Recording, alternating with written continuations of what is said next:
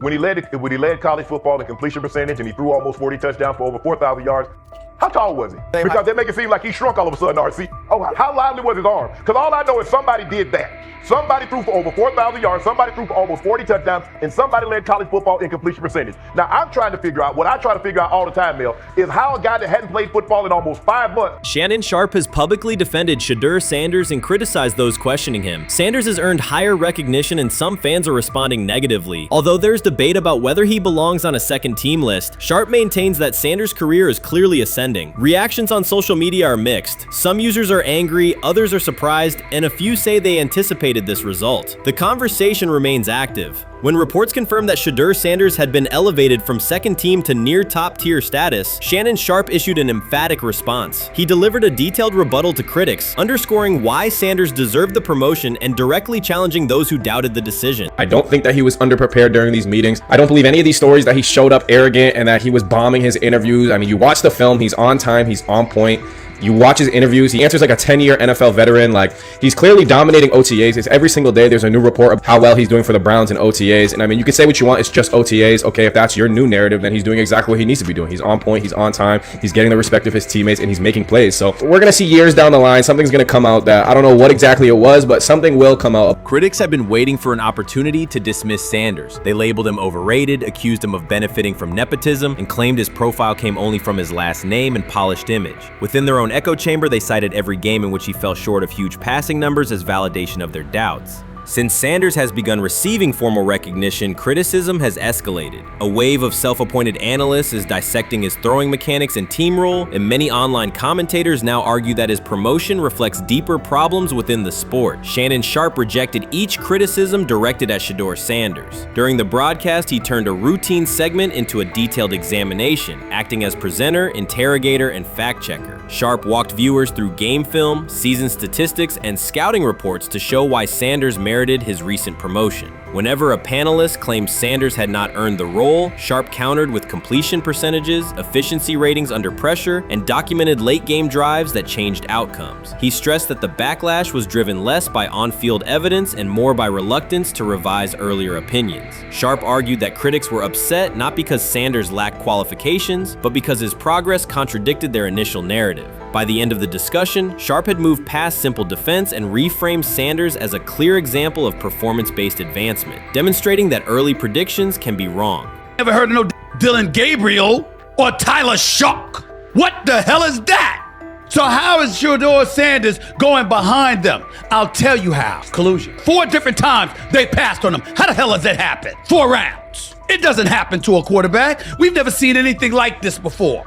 Shedeur Sanders with the watch. Shedeur Sanders with his bravado. Shedeur Sanders with this supposed arrogance or whatever. Shedeur Sanders' advancement did not happen by chance. While detractors questioned his resume online, he continued to prepare, attend every practice, and deliver accurate throws under pressure. The contrast between his output and the complaints directed at him has been stark. Some critics even argued the selection committee was, quote, biased toward performance, as if rewarding strong play were improper. Rumors quickly followed. Certain commentators speculated that a public relations push from the Sanders family must have influenced voters, suggesting everything from coordinated media strategies to alleged favors for coaches. None of these theories addresses the basic point. Sanders earned his promotion through consistent production, poise in the pocket, precise ball placement, and efficient decision-making. Shannon Sharpe highlighted these facts during his response. He noted that Sanders' performance metrics justify the recognition and emphasize that resistance to the move stems more from prior prejudice than from substantive evaluation. For Sharpe, the goal was clear: present the data, challenge unfounded claims, and correct the narrative. The discussion therefore became a broader statement about acknowledging merit and abandoning outdated assumption. Colin Cowherd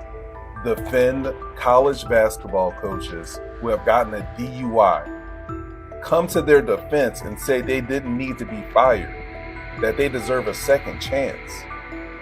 But Shedeur Sanders drives 40 miles over the speed limit, gets a one-on-one ticket, and Colin Cowherd comes on his show today and says he's out on Shedeur Sanders. He's seen enough. He can't support him anymore. He can't be in the Shedeur Sanders camp. because of their speeding ticket. Shannon Sharpe addressed commentators who portray constant doubt as expertise. Those who discount strong performances with "we'll see" but declare bust after a single mistake. He noted their belief that progress only counts if an athlete visibly struggles. Sharpe's response was methodical rather than emotional. He presented evidence, cited statistics, and calmly refuted each claim. Following his remarks, several critics began revising or deleting earlier posts, recasting themselves as longtime supporters of Shedeur Sanders despite having questioned him for months. How you feeling? I'm getting there. You see what I got on, right? That's why I was asking how you help for it. Yeah, I'm getting there. See? Prime, what they had to? I had blood clots, Okay. and they amputated, you know. But I work with it. Man. Yeah, I'm amputated. So I get that worked on a couple times a day. Keep the blood circulating, blood flowing, but it's a new normal. And the best thing about here, we have a whole medical team on the second floor. Right. We have a whole medical floor, which is great. Deion Sanders is shaken, this time not by a hit on the field. In a sudden turn, Ryan Clark has uncovered a serious plot affecting Shedeur Sanders' NFL draft status, and the disclosure is reverberating across the sports community. What once looked like a simple scheduling delay may actually be a calculated effort to undermine Deion's son. The facts suggest intentional sabotage, a breach of trust, and repercussions that could be far-reaching. This is no routine football headline. It is personal, and Coach Prime did not see it coming. The sports world loves to celebrate underdogs, yet it often takes even greater pleasure in tearing down rising stars. Deion Sanders is witnessing that cycle now, not from the sidelines as Coach Prime, but as a father. The lights in Boulder remain bright, the cameras keep rolling, and Sanders still wears his gold watches, sunglasses, and natural swagger. Still, behind that familiar smile is a man carrying deep pain as criticism aimed at his son mounts daily. How much of that is opening press conference saying, okay, we are family, saying that he was sent to do certain things? Do you feel like people got attached to that, or it just was the fact that prime time is at Jackson State?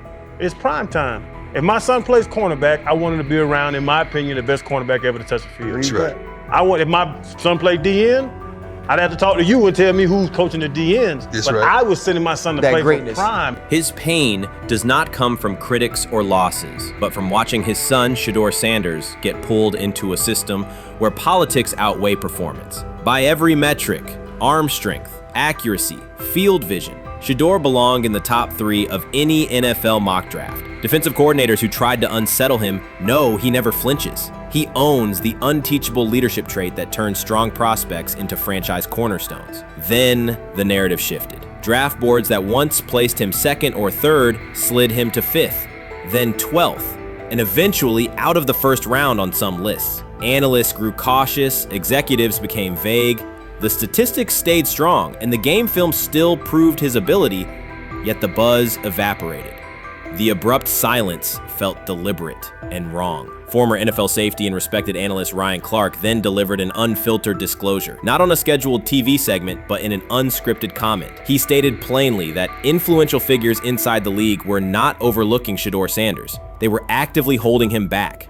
The motive, Clark said, was political, and the real target was Deion Sanders, Hall of Famer, architect of Jackson State's resurgence, and the coach who turned a 1-11 Colorado program into a national headline. Deion's refusal to conform, wearing sunglasses indoors, dancing with players, speaking candidly, challenged an establishment that favors predictable images and rehearsed statements. According to Clark, that resistance to tradition was not forgotten. When Shedeur displayed the same mix of talent and confidence, concern spread through front offices and media circles. Questions about leadership style and attitude surfaced. Coded language for discomfort with a quarterback who mirrors his outspoken father. Clark's point was clear.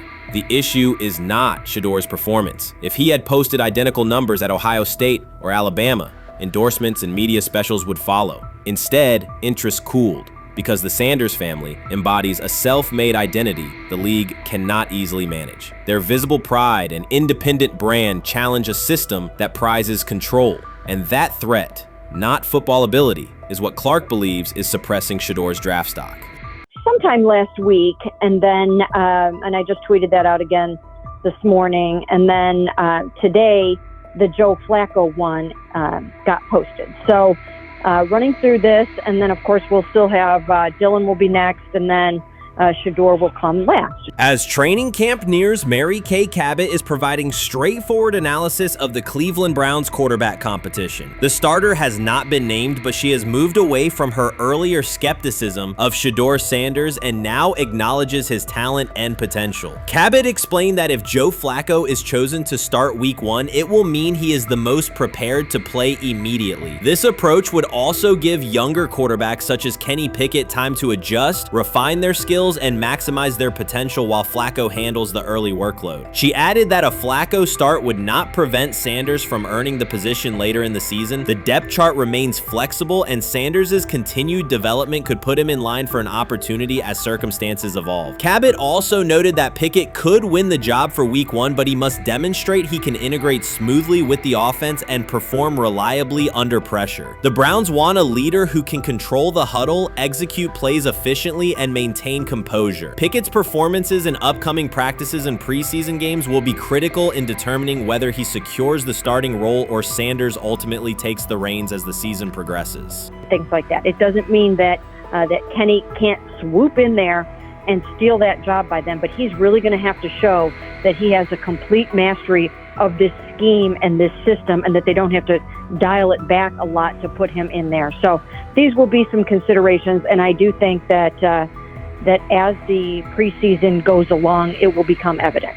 Mary Kay Cabot recently stated that Shedeur Sanders is ready, and the Cleveland Browns are monitoring him closely. After a strong showing during organized team activities and minicamp, Sanders has made notable strides in his development. With continued progress, he is expected to return to the field prepared to contribute meaningfully. The Browns coaching staff is tracking his growth, and anticipation about his long-term role is increasing. Cabot added that if Sanders maintains this trajectory and continues to demonstrate poise within the team, he will have a legitimate chance to earn the starting quarterback job. Each practice rep strengthens his case, reinforcing the possibility that his development could benefit both the player and the organization. As Sanders impresses, discussion about his future in Cleveland becomes more compelling. Cabot also emphasized Sanders' advanced understanding of the offense. She noted that his football IQ appears in every drill and that he seems ready to execute the Browns system at full speed. His ability to process defenses quickly and make decisive reads distinguishes him from his peers. With the appropriate opportunity, Cabot believes Sanders could become a genuine difference maker for the Browns. One area Cabot highlighted is Sanders' command of pre-snap adjustments. His capacity to diagnose defensive fronts and communicate changes gives him an edge and reflects high football intelligence. If he translates those reads into consistent connections with his playmakers, he could elevate the Browns' offense significantly. By comparison, Cabot said quarterback Deion Gabriel is still refining his grasp of complex terminology and play calling. While Gabriel possesses upside, Sanders' comfort with intricate concepts and his ability to manage tight pockets under pressure give him a clear advantage at this stage. Gabriel must sharpen those elements to compete at Sanders' level. Cabot previously reported that Sanders had already earned first-team practice snaps ahead of Gabriel. Her latest update confirms that Sanders is now approved as the Browns' starting quarterback, solidifying the organization's commitment to him as QB1. Expectations are high, and his response to the challenge will be closely watched throughout training camp and preseason. Cabot further noted that head coach Kevin Stefanski authorized Sanders to take expanded first-team reps beginning next month. This milestone underscores Sanders' readiness and the coaching staff's confidence in his progress. As the regular season approaches, Sanders aims to cement his status as the starter, and the competition for that position is intensified. Though Sanders leads the race, Kenny Pickett remains in contention. Cabot stressed that Pickett must prove he can integrate seamlessly with the offense and perform consistently under pressure. His performance over the next several weeks will determine whether he can challenge Sanders for the starting role.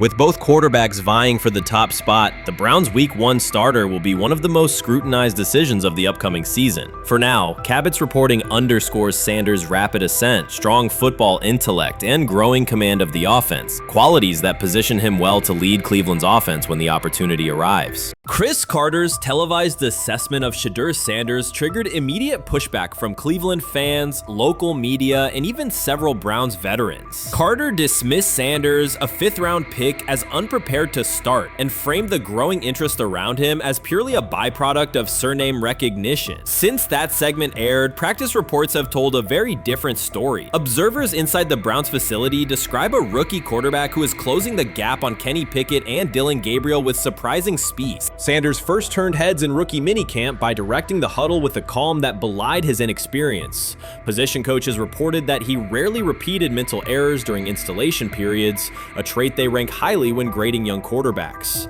In organized team activities, he showed consistent timing on intermediate routes, kept turnover numbers low in 7-on-7 periods, and demonstrated early command of Kevin Stefanski's protection calls. That steady execution earned him a handful of first-team snaps, reps that would ordinarily have belonged to Pickett by default.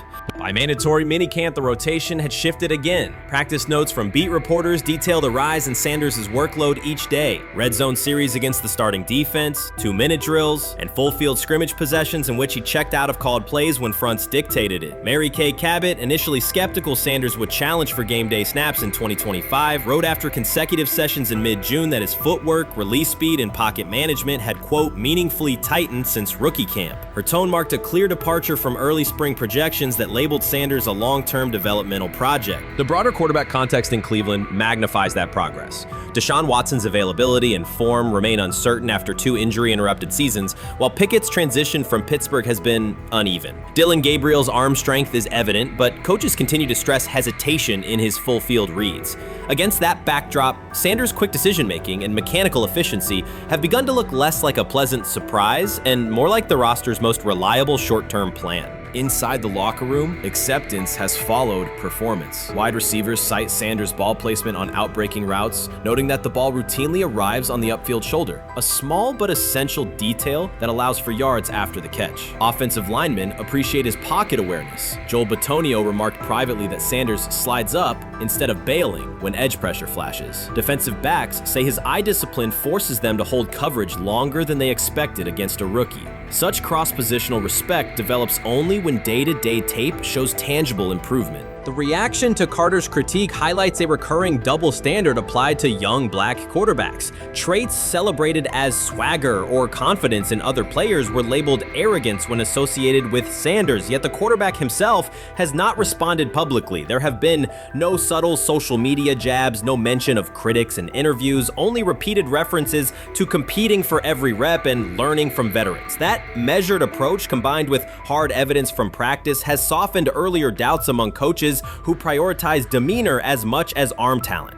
Within the coaching staff, the discussion now centers on readiness thresholds. Stefanski's scheme relies heavily on quick rhythm throws, defined reads, and disciplined pocket movement. Those requirements align with Sanders' strengths: a compact release, willingness to target the middle of the field, and instinctive timing on RPO concepts carried over from his college tape. Staffers reviewing cut-ups from joint practices note that his internal clock already approximates NFL speed, a metric they did not expect to see until mid-season at best. If that trajectory continues through preseason games, the Browns face a consequential decision. Starting a 5th-round rookie 6 weeks after training camp opens would unsettle salary cap assumptions, depth chart politics, and external perceptions of organizational stability. Yet the internal mandate remains clear: the most prepared quarterback will play. That standard places Sanders in genuine contention because every practice metric used to grade readiness, turnover ratio, red zone efficiency, third down conversion rate has trended in his favor since early June. The organizational stakes are considerable. Cleveland has cycled through starting quarterbacks at a startling pace over the past decade, shifting from first-round investments like Baker Mayfield to high-cost gambles such as Watson,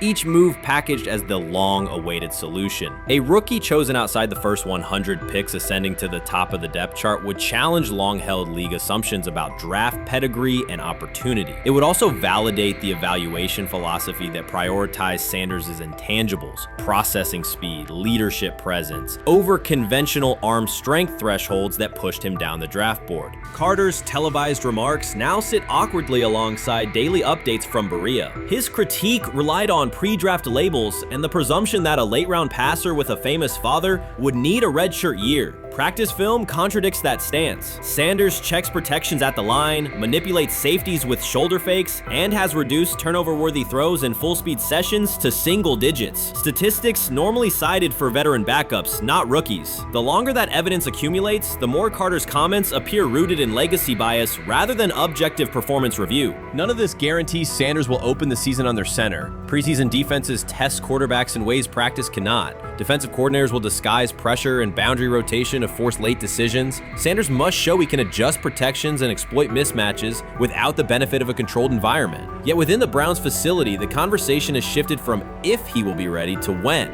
Quiet confidence from Amari Cooper and other veterans suggests they believe Sanders can steady an offense searching for consistency more than highlight reel heroics. Sanders' rise also affects long-term roster calculus. If he earns the job and performs competently, Cleveland gains starter-level production on a cost-controlled rookie contract, freeing cap space allocated to other positions. That scenario could reshape roster-building strategy in a division featuring Joe Burrow and Lamar Jackson, quarterbacks whose contracts consume significant percentages of team payroll. A capable, low-cost starter would allow the Browns to reinforce their offensive line and secondary while retaining core veterans, a competitive advantage few teams enjoy.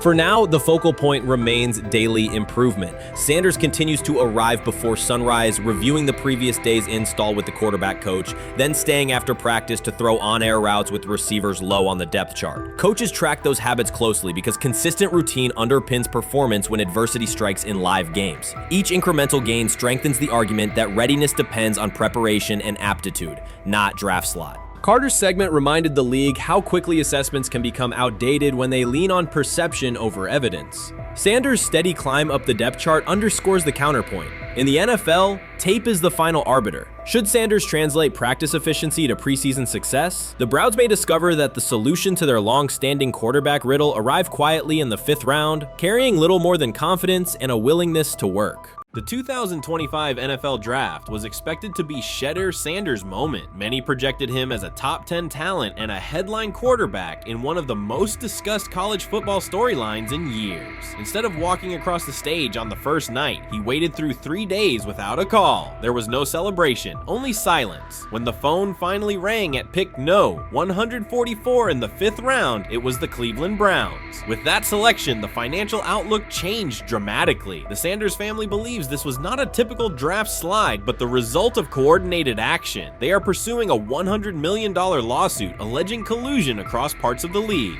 In the months before the draft, Sanders was consistently discussed among the top quarterbacks in the class. Television and digital analysts praised his poise, accuracy, leadership, and command. Scouts highlighted a 74.1% completion rate, record-setting stretches at Colorado, and his rise from an HBCU star to a national figure. Consensus expectations placed him in the 1st round or early 2nd. Draft night unfolded differently. As picks accumulated, there was little indication that his name would be called. The atmosphere at his private gathering shifted from anticipation to doubt. When the Browns selected him late on day 3, projections for his first contract dropped from an estimated range in the mid-$30 million to approximately $4.6 million, with corresponding reductions in likely endorsements and long-term positioning. According to Deion Sanders and others close to the family, this was not about performance, injury, or conduct. They argue it was coordinated. Attorneys were contacted immediately. The allegation is straightforward. Sanders' value was suppressed intentionally. The family's position is that this was a calculated decision within parts of the league, not an isolated set of evaluations. The legal claims focus on communications that, if authenticated, could be significant. Internal emails, text messages, and owner-to-owner conversations. The family's representatives contend that these materials show a deliberate effort to avoid drafting Sanders in early rounds based on perceived image concerns rather than football merit. One message reportedly under review framed the decision in branding terms. Drafting Shedeur would mean inheriting the Prime brand. The complaint asserts that this view led some teams to discourage others from selecting him unless necessary, not for film-based reasons, but to avoid perceived attention and external pressure tied to his family's profile.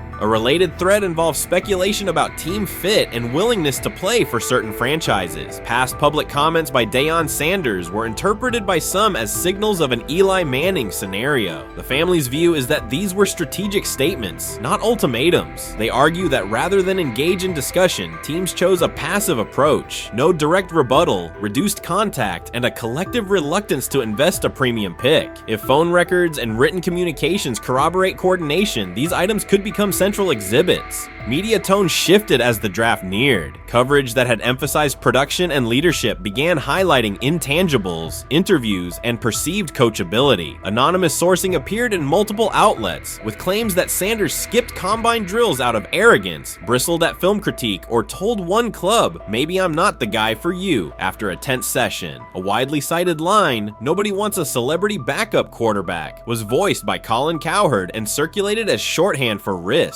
The Sanders legal position is that these narratives did not arise organically, but reflected a coordinated leak pattern that undermined his market value. The family's contention is that this was primarily about control and compliance rather than football ability. They point out that Sanders did not fail a drug test, was not suspended, and did not produce poor athletic testing. His college resume included elite stretches and significant program elevation at 2 stops. The legal claim asserts that the league's power structure resisted a high-profile player aligned with a high-profile parent coach and an independent media presence. The allegation is that teams sought to avoid the perceived complexity that would come with selecting him early. The financial impact is a core component of the damages claim. Had Sanders been selected late first or early second round, projected 4-year compensation would likely have fallen between $30 to $35 million, with immediate access to higher tier endorsement opportunities and the brand leverage that accompanies a franchise quarterback designation. As a 5th round pick, the initial contract value is a fraction of that total, and associated off-field opportunities are typically narrower. The suit reportedly seeks not only lost salary, but also the broader economic value linked to draft position, sponsorships, licensing, and the visibility that accelerates an early career trajectory.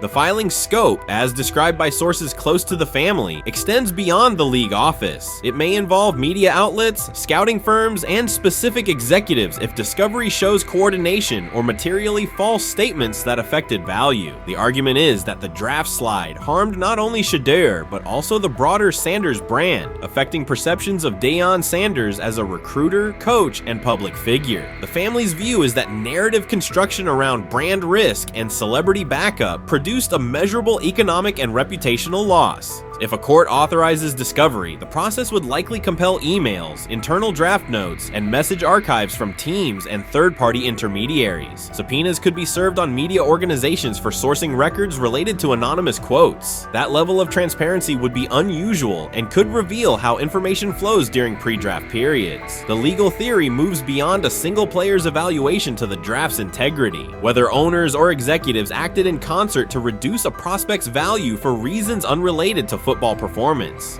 The league has not publicly addressed these specific allegations. Background comments from executives characterize the claims as overreach. The family's camp maintains they have documentation sufficient to proceed. The comparison points referenced by observers include Deflategate, Spygate, and the Colin Kaepernick grievance, not because the facts are the same, but because of the potential scope, policies, practices, and the balance of power between the league and individuals challenging its processes. Another dimension of the dispute involves how the NFL perceives Deion Sanders, Coach Prime, and the autonomy he promotes. He built a large media footprint around his programs at Jackson State and Colorado, elevated his players' profiles, and spoke openly about fit and leverage. The family contends that this visibility, combined with statements about preferred destinations, triggered resistance. The complaint frames the response as a preference for compliance and predictability over independent branding and public negotiation. The suit also addresses the pre-draft decisions that critics point to: skipping the Senior Bowl, declining full workouts at the NFL Scouting Combine, and candid interviews about team fits. The family characterizes these as strategic choices commonly made by top prospects, not evidence of entitlement. Their view is that similar decisions by other players did not produce the same narrative because those players fit more comfortably within league expectations. The risk calculus is clear. Bringing a suit of this magnitude invites professional consequences. The family acknowledges that some within the league may react negatively. Their position is that the principle at stake, transparent and fair valuation, warrants the risk. The message they intend to send is that manufactured narratives and coordinated devaluation should face scrutiny, particularly when they affect earnings, opportunity, and reputation. If the case advances, several outcomes are possible. The court could find insufficient evidence of coordination, limiting the scope to individual judgments protected as opinion. It could also find enough to proceed to broader discovery, which would have implications beyond one player, including potential changes to how teams document evaluations and how media handle anonymous sourcing close to the draft. Agents might push for reforms, including clearer guardrails around leaks and standardized prospect communication records. For now, Sanders is working within the Browns structure. He has avoided public escalation beyond confirming focus on preparation and development. The lawsuit is a separate track managed by counsel. This dual approach, professional routine on the field and legal action off it, reflects the family's strategy. They intend to contest the process they believe harmed him while meeting club expectations day to day.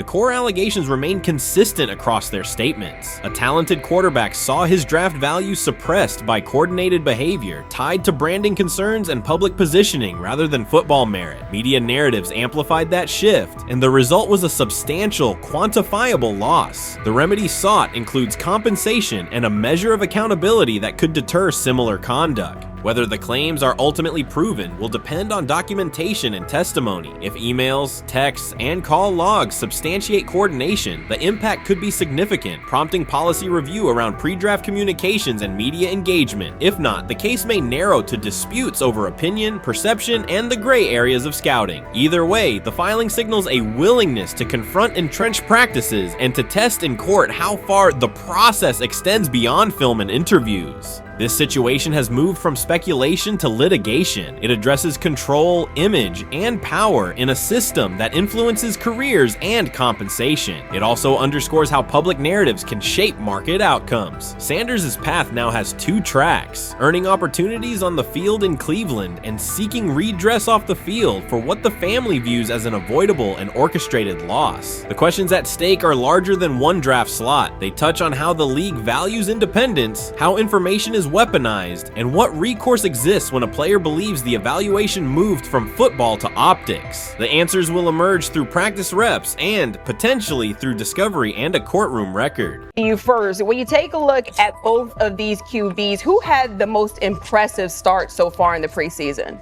Well, to me, it was Shedeur. I didn't see any interceptions when he was out there. Didn't see anything like that. I mean, don't get me wrong, I don't think Deion Gabriel did a bad job. I was impressed with the brother, but I'm going to go with Shedeur. You know, the pressure was on him, the spotlight was on him. Stephen A. Smith didn't just call out Deion Gabriel, he held him accountable and made him rethink his comments. The moment Deion Gabriel spoke and went after Shedeur Sanders, it wasn't a minor slip. He crossed the line and stepped directly into Stephen A. Smith's wheelhouse. And Smith answered with a clear, direct response that left no room for misinterpretation. The comparisons were emanating from the media more so than anybody else. And that's what I think, that's exactly who I think he was directing his comments towards. Having said that, Deion Gabriel, respectfully, it was stupid. A very dumb comment to make. First of all, let me tell you something right now. In every walk of life, far beyond the parameters of a football field. This wasn't casual sports commentary, it was a decisive critique. Deion Gabriel's comments were taken apart by Stephen A. Smith with clear, direct points. Gabriel, a quarterback with solid stats but limited top-level achievements, chose to take a public shot at Shedeur Sanders. Shedeur, who has handled sustained media scrutiny and on-field expectations, became the target of an unnecessary criticism. Smith responded by challenging Gabriel's standing to make that claim, and by defending Sanders on the facts. The outcome was clear. Gabriel overreached, and Sanders didn't deserve the hit. Only Dan Orlovsky would sit up here in comparison to Shedeur Sanders, who did no such thing, and say, hey, thought he looked better. I got to give him the edge here. I thought it wasn't bad. A pick six and a fumble, and we can get over fumbles. Have you heard anybody say that? I know it's possible. Have you ever heard anybody say, we get over? Stephen A. Smith responded immediately. As soon as Deion Gabriel made his comments about Shedeur Sanders, Smith delivered a clear, point-by-point critique that drew national attention across the NCAA media cycle. Deion Gabriel has a reputation as a good quarterback, not a dominant one. He can post strong numbers against opponents like Tulsa, but his performance has been inconsistent when the stakes and competition rise to playoff level. Well, those who produce get treated differently than those who don't. What he said echoes the mentality of all of America practically, and most certainly the world, as we see things being globalized more and more every day. It was a stupid, idiotic, immature comment, because clearly you were feeling the heat because a lot of people was talking about how Shedeur should be QB. Deion Gabriel is a capable quarterback, but not a standout. Even so, he chose to talk down to Shedeur Sanders, a quarterback who has navigated constant scrutiny and pressure and still represents the future of a program that was struggling before he arrived. The comparison was weak. The criticism was unnecessary. Stephen A. Smith recognized that and dismantled Gabriel's argument with a clear, direct response. How the Browns react to this, how the locker room reacts to this, how Shedeur reacts to this, because it was a clear shot at Shedeur. But let's say Deion Gabriel's talking about the media. How could you be a brand new quarterback in the NFL And the first time you get behind a mic after your first game, you throw the media under the bus. That's out of arrogance. Stephen A. Smith excels in moments like this. When Dillon Gabriel made his remarks about Shedeur Sanders, Smith responded with a focused, direct critique. He questioned Gabriel's standing to make that claim, noting that Gabriel has transferred between programs and has not been a Heisman finalist. Without theatrics, Smith laid out why Gabriel's resume doesn't justify taking public shots at Sanders. Smith's point was clear. Targeting Shedeur Sanders, a quarterback central to his program's future and consistently under intense scrutiny, was misplaced. Gabriel's criticism lacked the substance to support it, and Smith methodically showed why. Today on his 42nd I want you to be meaner birthday. That's number one. Number two, after the game, the Browns head coach Kevin Stefanski said there was a mix-up in the routes and that players were in the area that they shouldn't have been. Look at Stephen A's face. Look at Stephen A's face.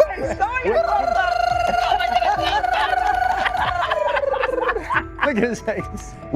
Stephen A. Oh my Lord. The strength of Stephen A. Smith's response was that he didn't just address Gabriel's remarks. He challenged the image around him. Dillon Gabriel often presents himself as an overlooked contender ready to surprise. But the reality is that his profile hasn't commanded broad attention. It's a clear reminder that not every opinion carries equal weight. In defending Shedeur Sanders, Stephen A. was direct and precise. Shedeur isn't just a quarterback. He is Deion Sanders' son, which subjects him to scrutiny far beyond anything Gabriel has faced. Even under that pressure, Shedeur has maintained his composure, shown confidence, and delivered in key moments that helped revive a program many had written off. Stupidity, all of it. I thought it was a clear shot at Shedeur due to the fact that his Oregon coach threw a shot at Coach Prime and Shedeur during their meeting at Colorado last year. But you know what? The cream rises to the top. Let's see what happens this week. I see a lot of the media talking about they think it was about the media and not about Shedeur.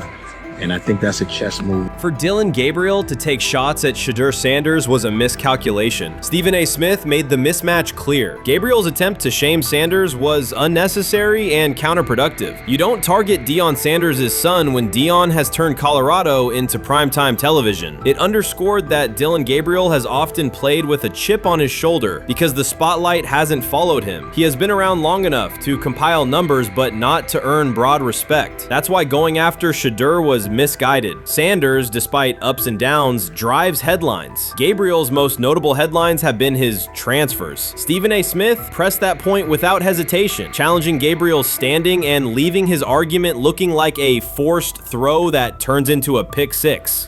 You know what? Still needs to thank me a little bit more for that restaurant I treated him and his family to because it was big time and stop embarrassing me by going places and trying to use coupons. That's how pathetic he is. The point is that a pick six and a fumble is usually considered a bad day. Stephen A. Smith didn't need to raise his voice to make the point. He presented Dillon Gabriel as a player whose talk outpaces his resume and defended Shedeur Sanders with clear comparisons. That's why he called Gabriel out so directly. The comparison wasn't just unfair, it was forced. Now look at Gabriel's record. The numbers are solid and he can win against average defenses, but the resume lacks defining markers. There's no sustained Heisman contention, no late season surge that reshaped the national picture, and no postseason moment that cements a legacy. The track record reflects steady production, not top-tier impact. That's the gap Smith underscored. Gabriel's criticism of Shedeur Sanders wasn't supported by what he has accomplished, while Sanders continues to carry a program under constant scrutiny. Let's see some of them step up and make some plays out there. Ain't no way. Gabriel ain't no way. He's not built like that. No way. And this one is picked off and going back the other way. Oh my God, why did he stop playing? Now it's a foot race. And that is that. They told me bust out my AP, perfect timing. Ain't time we about to get legendary. Shedeur star the next game, baby. Shout out Dylan though, you know what I'm saying? Bro, I love you, my heart. What am I bigger than cheese, bro? You know what I'm saying? But Shedeur got it. Shedeur Sanders is a national brand who draws viewers for both performance and result. Dylan Gabriel's attempt to diminish him read as resentment. And Stephen A. Smith called out the insecurity and lack of awareness directly. Colorado under Deion Sanders is prime time, and Shedeur sits at the center of that spotlight. If Gabriel expected the sports world to agree while he took a shot at Shedeur, he misread the moment. Smith dismantled the argument and questioned the credibility behind it. Gabriel will move on. He'll keep playing, give interviews, and have fans, but this exchange will trail his media profile as a reminder of a misstep. It's a clear example of a resume that doesn't justify taking public aim at a quarterback carrying that level of scrutiny and responsibility. For the Cleveland Browns preseason game today is that the way that some white folks watched Shedeur Sanders last week is the way that some black folks were watching Dylan Gabriel today. And it's not Dylan Gabriel for Dylan Gabriel's sake. Most folks don't have a problem with Dylan Gabriel. It's what he represents, which is the disrespect of a black person for no other apparent reason than they are a confident black person. Dylan Gabriel thought he was aiming up. Instead, he was placed back among quarterbacks who are good but not great. Stephen A. Smith made the central point. Dylan Gabriel doesn't shape the conversation. Sports are about narrative as much as numbers, and Gabriel's story doesn't move the culture, while Shedeur Sanders does. Smith highlighted that contrast clearly. By the end, Gabriel's credibility had taken a measurable hit. The critique was decisive and sent a broader message to any player considering public shots at Shedeur Sanders. If you step into that debate, you will be held to a higher standard and your resume will be tested. Dylan Gabriel learned that the hard way. You made an interesting point. So I tend to have the drip, drip, drip. This was my Johnny Manziel theory, is that everybody makes mistakes, especially when you're young. But if I see 2, 3, 4, 5, then you've got a plumbing issue. It's not just you didn't close the faucet. So there's about 6 pieces of video in college where Shedeur was a little bit of a brat, whatever. Then there's the legendary cringy draft room. Didn't love that as a B prospect. Then there's back-to-back speeding tickets, both over 90, and a missed arraignment. The NFL is navigating unexpected headlines after a former Browns coach publicly defended Shedeur Sanders in response to reports of multiple speeding tickets. The coach's statement has sparked extensive online debate. Supporters welcome the show of loyalty, while critics question the motive. Sanders now finds himself at the center of an unforeseen controversy, and observers want to know why a Cleveland coach is standing so firmly in his corner. The story is developing rapidly and continues to draw intense attention. When it came out that he got a speeding ticket, I said it's not really that big a deal. I feel very differently about it now. Over 40 miles an hour over the speed limit, less than 2 weeks after you just got a ticket.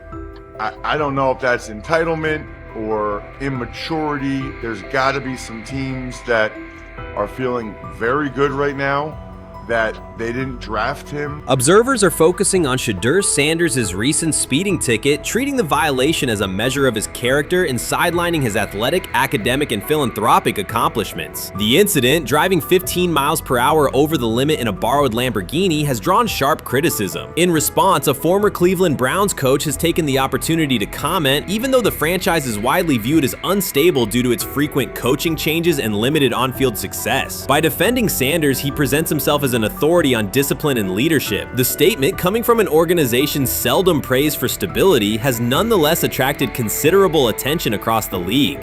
You want to defend him a little bit. I thought this was an interesting take.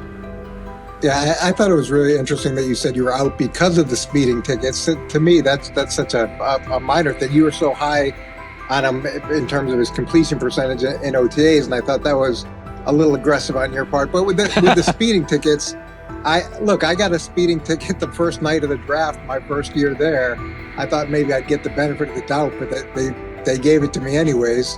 As soon as the former Browns coach defended Shedeur Sanders, social media erupted with commentary, resembling the volume of draft night coverage. Posts and opinions appeared within minutes, and criticism escalated rapidly. Detractors amplified Sanders' minor speeding violation, while supporters argued that such reactions were disproportionate to a single traffic citation. Shedeur Sanders received 2 speeding citations, and the minor traffic issue quickly drew national attention. Before considering the former Browns coach's response, it is useful to clarify the facts. Sanders, son of Pro Football Hall of Famer Deion Sanders and a current college quarterback, was twice ticketed for exceeding the limit while driving a high-performance vehicle. Commentary on social media escalated rapidly, with critics framing the incident as a significant character concern, even as the league has historically tolerated far more serious legal transgressions. Stepping into the debate, a former Cleveland Browns coach, best known for a tenure filled with losses and contested decisions, issued a strong public defense. He argued that 2 speeding tickets should not define Sanders' reputation or overshadow his on-field talent and community work, urging a balanced assessment of the player's actions. I don't love it from a 5th-round draft pick. I don't love that it happened multiple times. But I do think that this is the first time he's been away from his dad.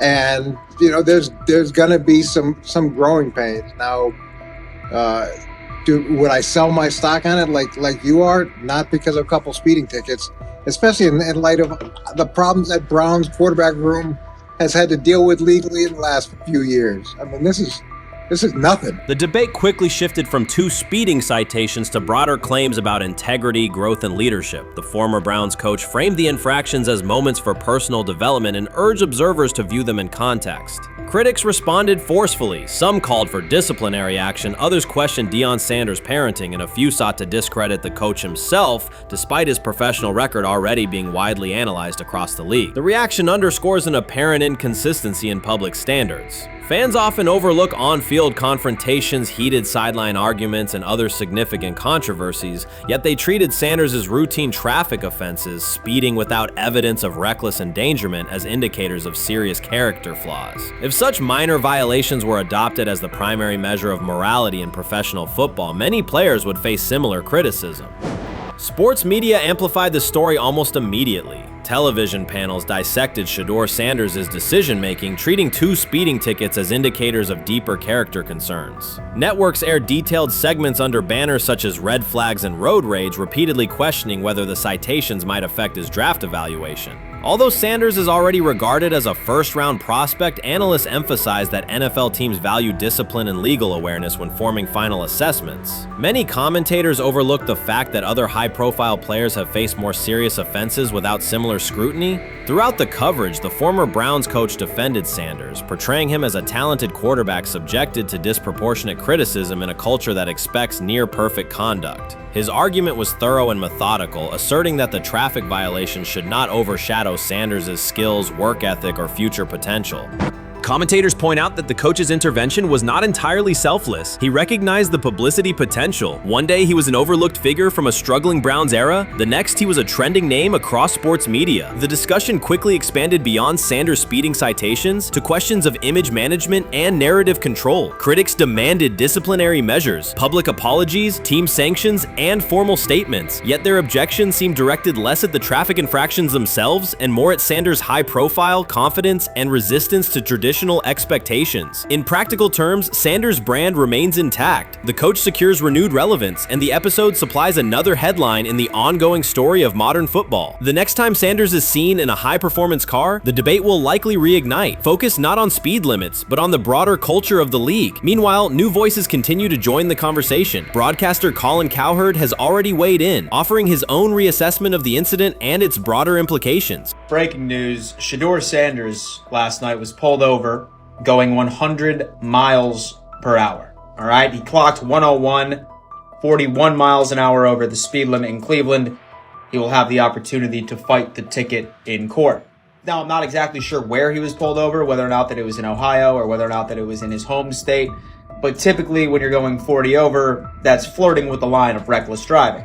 Folks, I gotta tell you, I don't understand what it is with these young men driving at absurd speed. Colin Cowherd's view of Shedeur Sanders shifted abruptly. Days after praising the quarterback's poise and skill, he appeared on air to declare that Sanders is overhyped, unfocused, and distracted by celebrity. The reversal was immediate, without any gradual reconsideration. Cowherd now frames Sanders' 2 speeding tickets as evidence of poor judgment, even though he has defended other quarterbacks facing far more serious off-field issues. The sudden, wholesale withdrawal of support leaves viewers questioning the consistency of Cowherd's criteria and illustrates how quickly media narratives can change when minor incidents receive outsized attention. This is okay. Okay. The how much of this is I mean, Jimmy Haslam has his hands all over Manziel, has his hands all over Deshaun Watson, admitted it, man enough to admit it. I saw the reaction in the draft room when they took Shedeur Sanders. Pretty obvious it wasn't the coach and the GM's pick. How much is this team has 8 last place finishes in 13 years owning it. How much of this is we don't have a very good owner here like Washington, D.C. and the Commanders? Yeah, I didn't love the owner stepping in and saying, you got to take this guy in the 5th round. And I doubt they'll ever admit to it. While Colin Cowherd urged teams to move on from Shedeur Sanders, former Browns coach Eric Mangini offered a more measured response. Mangini, whose tenure in Cleveland was marked by mixed results, used his platform to provide context rather than condemnation. Instead of sensationalizing the speeding violations, he encouraged viewers to consider Sanders' circumstances. A 21-year-old quarterback whose life is scrutinized both on and off the field. Mangini acknowledged that the tickets were mistakes, but emphasized that they do not by themselves define Sanders' character or future. He noted the extraordinary attention athletes received today, combining the responsibilities of quarterback, public figure, and social media presence. Under such pressure, missteps are magnified, and criticism multiplies quickly. Mangini concluded that any evaluation of Sanders should weigh the totality of his behavior, performance, and growth, rather than isolate 2 traffic citations as decisive evidence of poor judgment.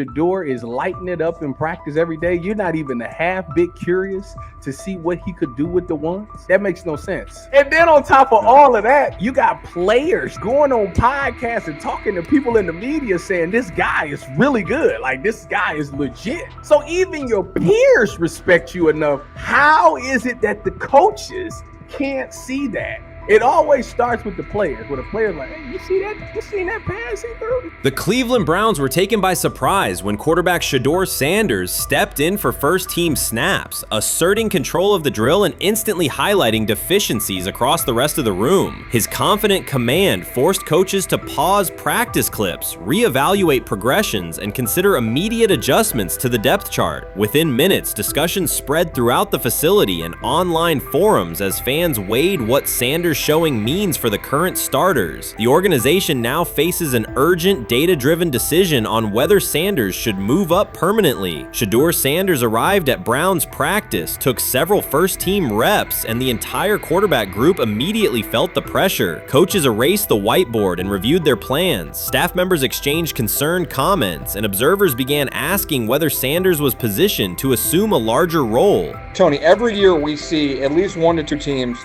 They were in last place in their division the year before. No one thought they'd be good, and then they were good. It almost seems like no one's even assuming the Browns can be that, but we see it happen every year. And I get the quarterback stuff, but like, correct me if I'm wrong, Tony. The Browns are trying to run the football, play good defense, not turn the ball over in the passing game, and try and take advantage when they can, correct? That's what they're trying to do.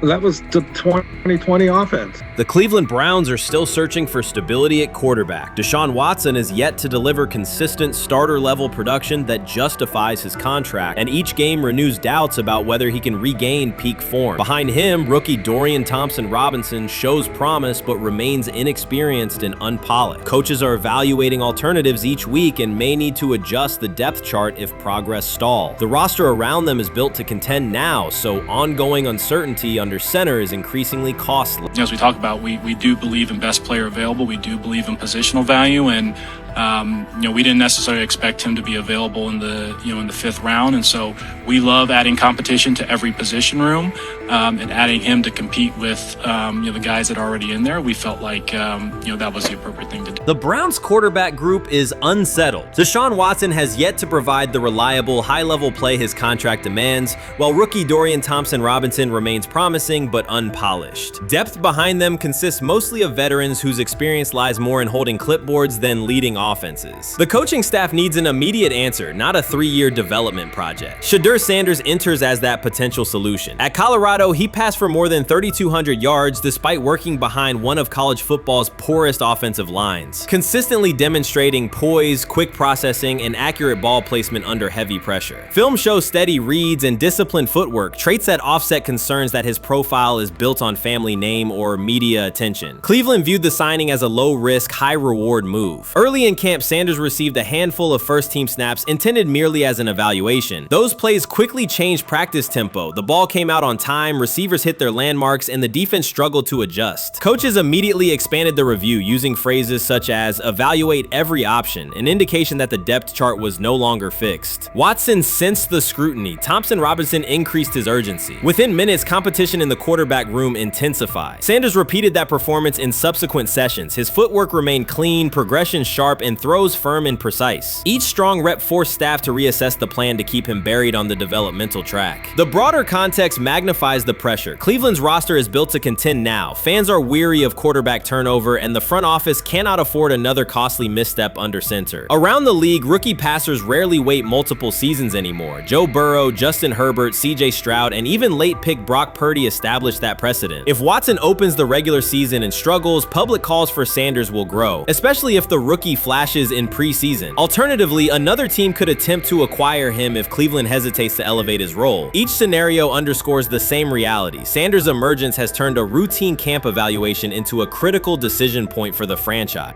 And we saw Dillon Gabriel go 11-on-11 with the first team, Shedeur Sanders go 11-on-11 with the second unit. So that was really the big wrinkle today.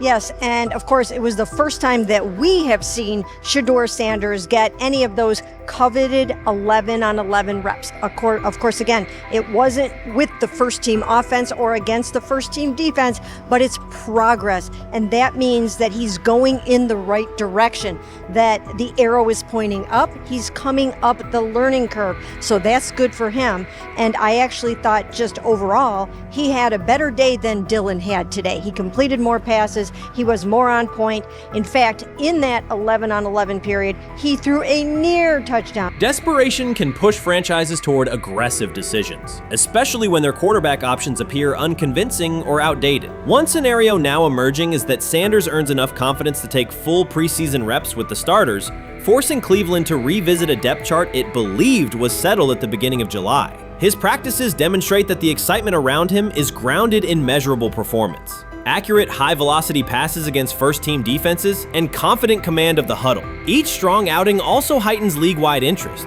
Rival scouts adjust evaluations, and general managers revisit their notes, aware that a viable young quarterback may soon become available. Inside the facility, the personnel staff must balance short-term results with long-term roster planning, knowing that an early move could reshape salary cap allocations and locker room dynamics. The pressure on Watson and Thompson Robinson escalates accordingly. Both must produce visible progress to maintain their current roles. Cleveland's recent history shows how quickly promising quarterback situations can devolve into controversy. The franchise has turned potential breakthroughs into organizational turmoil before, so observers remain cautious about how this competition will unfold. Many observers declared Deion Sanders was finished. They argued that his public style attracted unnecessary attention, that his health had deteriorated too far, and that his coaching career was approaching an abrupt conclusion. They misread his resolve. When speculation intensified, Sanders did not schedule a press conference or issue a formal statement. Instead, he released a short video recorded at his Texas home, walking alongside recording artist Lil Wayne. The footage established two facts. Although Sanders still walks with a limp, he remains active, and he intends to return to the sideline. Reports from USA Today and ESPN confirm that Sanders had temporarily left Colorado to recover from a significant, undisclosed medical condition. He lost 14 pounds and missed several summer practices, leading to widespread debate about his future. Unofficial sources suggested complications related to previous blood clot issues, but no official diagnosis was provided. Throughout Sanders' absence, numerous media outlets framed his situation in crisis language, frequently questioning whether he would coach again. By comparison, when coaches such as Lincoln Riley paused their duties for health or family reasons, coverage emphasized understanding and patience, an imbalance that reflects a common difference in how high-profile black coaches are treated. Sanders' silence was not a retreat, it was a period of recovery. During rehabilitation, he relied on family, faith, and trusted colleagues, yet stayed connected to his program through brief online updates. The video with Lil Wayne demonstrated that he retained strong support from influential friends. countering narratives that portrayed him as isolated or on the verge of retirement. The visual evidence showed that his setback is temporary and that he remains determined to lead Colorado into the forthcoming season. Since accepting the Colorado position, Sanders has dramatically elevated the program's national standing. He first drew national attention to Jackson State and the broader HBCU football landscape, then moved to Boulder and transformed a one-win team into a central storyline in college athletics. His approach, combining hip-hop culture, direct communication, and open expressions of faith, has challenged conventional expectations for head coach behavior. Each step forward has been met with heightened scrutiny. His time at Jackson State was labeled a publicity stunt, his departure for Colorado was framed as abandoning HBCU culture, and his social media presence has been cast as distraction from traditional coaching responsibility. Critics often magnify Sanders' missteps and question his motives, while comparable actions by other coaches receive neutral or sympathetic coverage. Showings of enthusiasm from Brett Favre and disciplinary intensity from Nick Saban are celebrated as competitive passion, yet Sanders' displays of confidence are frequently labeled arrogance. The discrepancy illustrates deeper biases rather than differences in performance. Sanders' success challenges entrenched expectations of how a college football leader should look, speak, and act, especially a black coach who refuses to downplay his identity. During his convalescence, Sanders maintained close communication with his staff and athletes, reinforcing the standards he had established: discipline, accountability, and belief. The program's daily messaging continued to emphasize preparation and resilience, signaling that Sanders' influence persists even when he is away from campus. Athletes echoed his mantras during workouts, confirming that his leadership extends beyond physical presence. Sanders acknowledges the seriousness of his medical challenge, but has refused to let it define him. He has publicly discussed leaning on scripture and prayer, explaining that his purpose as a mentor, father, and coach extends beyond personal adversity. In that context, the video of him walking in the Texas sun was less a strategic media effort than a straightforward demonstration of continued commitment to his team and mission. Colorado still requires Sanders' vision. Prior to his arrival, attendance was low, national media attention was minimal, and recruiting momentum had stalled. Sanders' leadership brought renewed energy, authentic identity, and higher standards of accountability. Players who previously lacked representation in college football leadership found a coach who shares, affirms, and elevates their cultural background. Sanders supplements conventional coaching priorities, scheme, fundamentals, and execution with empowerment initiatives that cultivate self-confidence and authenticity. As preseason camp approaches, Sanders intends to resume full involvement, even if medical recovery remains ongoing. His presence is expected to restore on-site leadership, stabilize the locker room, and direct media coverage toward on-field progress. For Sanders, the objective extends beyond compiling wins. It includes completing a cultural transformation that expands how success and leadership are defined in modern college football. Those who predict his decline overlook the underlying traits, faith, perseverance, and purpose that have supported Sanders throughout his career. Doubts, rumors, and disproportionate scrutiny have followed him from playing days into coaching, and he has consistently responded with results. His current health setback is another obstacle, not a conclusion. The broader initiative he leads, centered on authenticity, opportunity, and high standards, continues. When Sanders returns to the sideline, it will mark the next stage of a movement he has guided from Jackson State to Boulder. The recent period of quiet has been strategic rather than passive. Instead of defending himself in daily briefings, Sanders focused on rehabilitation, remote program oversight, and family support. Each brief social media message reinforced a consistent theme: faith and preparation. He has articulated gratitude for medical professionals and has reiterated that his mission at Colorado is unfinished. His public references to scripture have been direct but measured, aligning with his long-standing practice of integrating faith into leadership. By walking through his ranch with Lil Wayne, Sanders signaled continuity. The clip underscored that influential supporters remain engaged, that Sanders' broader network values his vision, and that he remains capable of navigating physical challenges. The visible limp was not evidence of imminent retirement. Rather, it documented the reality of ongoing recovery and the resilience with which he approaches each obstacle. Colorado's athletic administration and football staff continue to affirm Sanders' program direction. Recruitment communications cite his established record in fostering cultural relevance and national exposure. Prospective athletes respond to a coach who presents a transparent path to development, both on and off the field. Current players refer to Sanders' coaching points with clarity, citing specific drills and expectations that remain unchanged during his absence. These indicators demonstrate that the core structures Sanders implemented are functioning, and that his return will be an amplification, not a reset restart. Criticism regarding Sanders' public persona often conflates media style with coaching substance. Analysis from opponents suggests that social media engagement dilutes football preparation, yet Sanders' staffs emphasize time management and delegation. Defensive and offensive coordinators handle in-game adjustments, while Sanders directs overall culture, recruitment, and leadership. He has articulated that visibility serves to amplify program accomplishments and enhance player opportunities, not replace strategic football planning. Some commentary has attempted to reframe Sanders' health issue as evidence that his coaching model is unsustainable. The argument ignores the documented health challenges faced by numerous coaches across levels of competition. For example, college coaches recovering from heart procedures or joint replacements have returned to successful seasons after appropriate medical clearance. Sanders' case follows a comparable trajectory. Medical complications require temporary separation, structured rehabilitation is prioritized, and a managed return is planned. Institutional medical protocols at Colorado dictate clearance requirements. Sanders will meet those before resuming full sideline duties. Colorado's players have expressed public confidence in Sanders' eventual return, citing regular virtual check-ins and continued accountability. Several athletes noted that positional meetings included recorded messages from Sanders reinforcing tactical goals and personal discipline. These details confirm that Sanders has remained actively engaged, albeit remotely, and that team culture remains aligned with his principles. Looking ahead, Colorado's schedule will attract national attention, both for on-field competitiveness and the storyline of Sanders' comeback. Analysts will evaluate how quickly he reestablishes day-to-day rhythm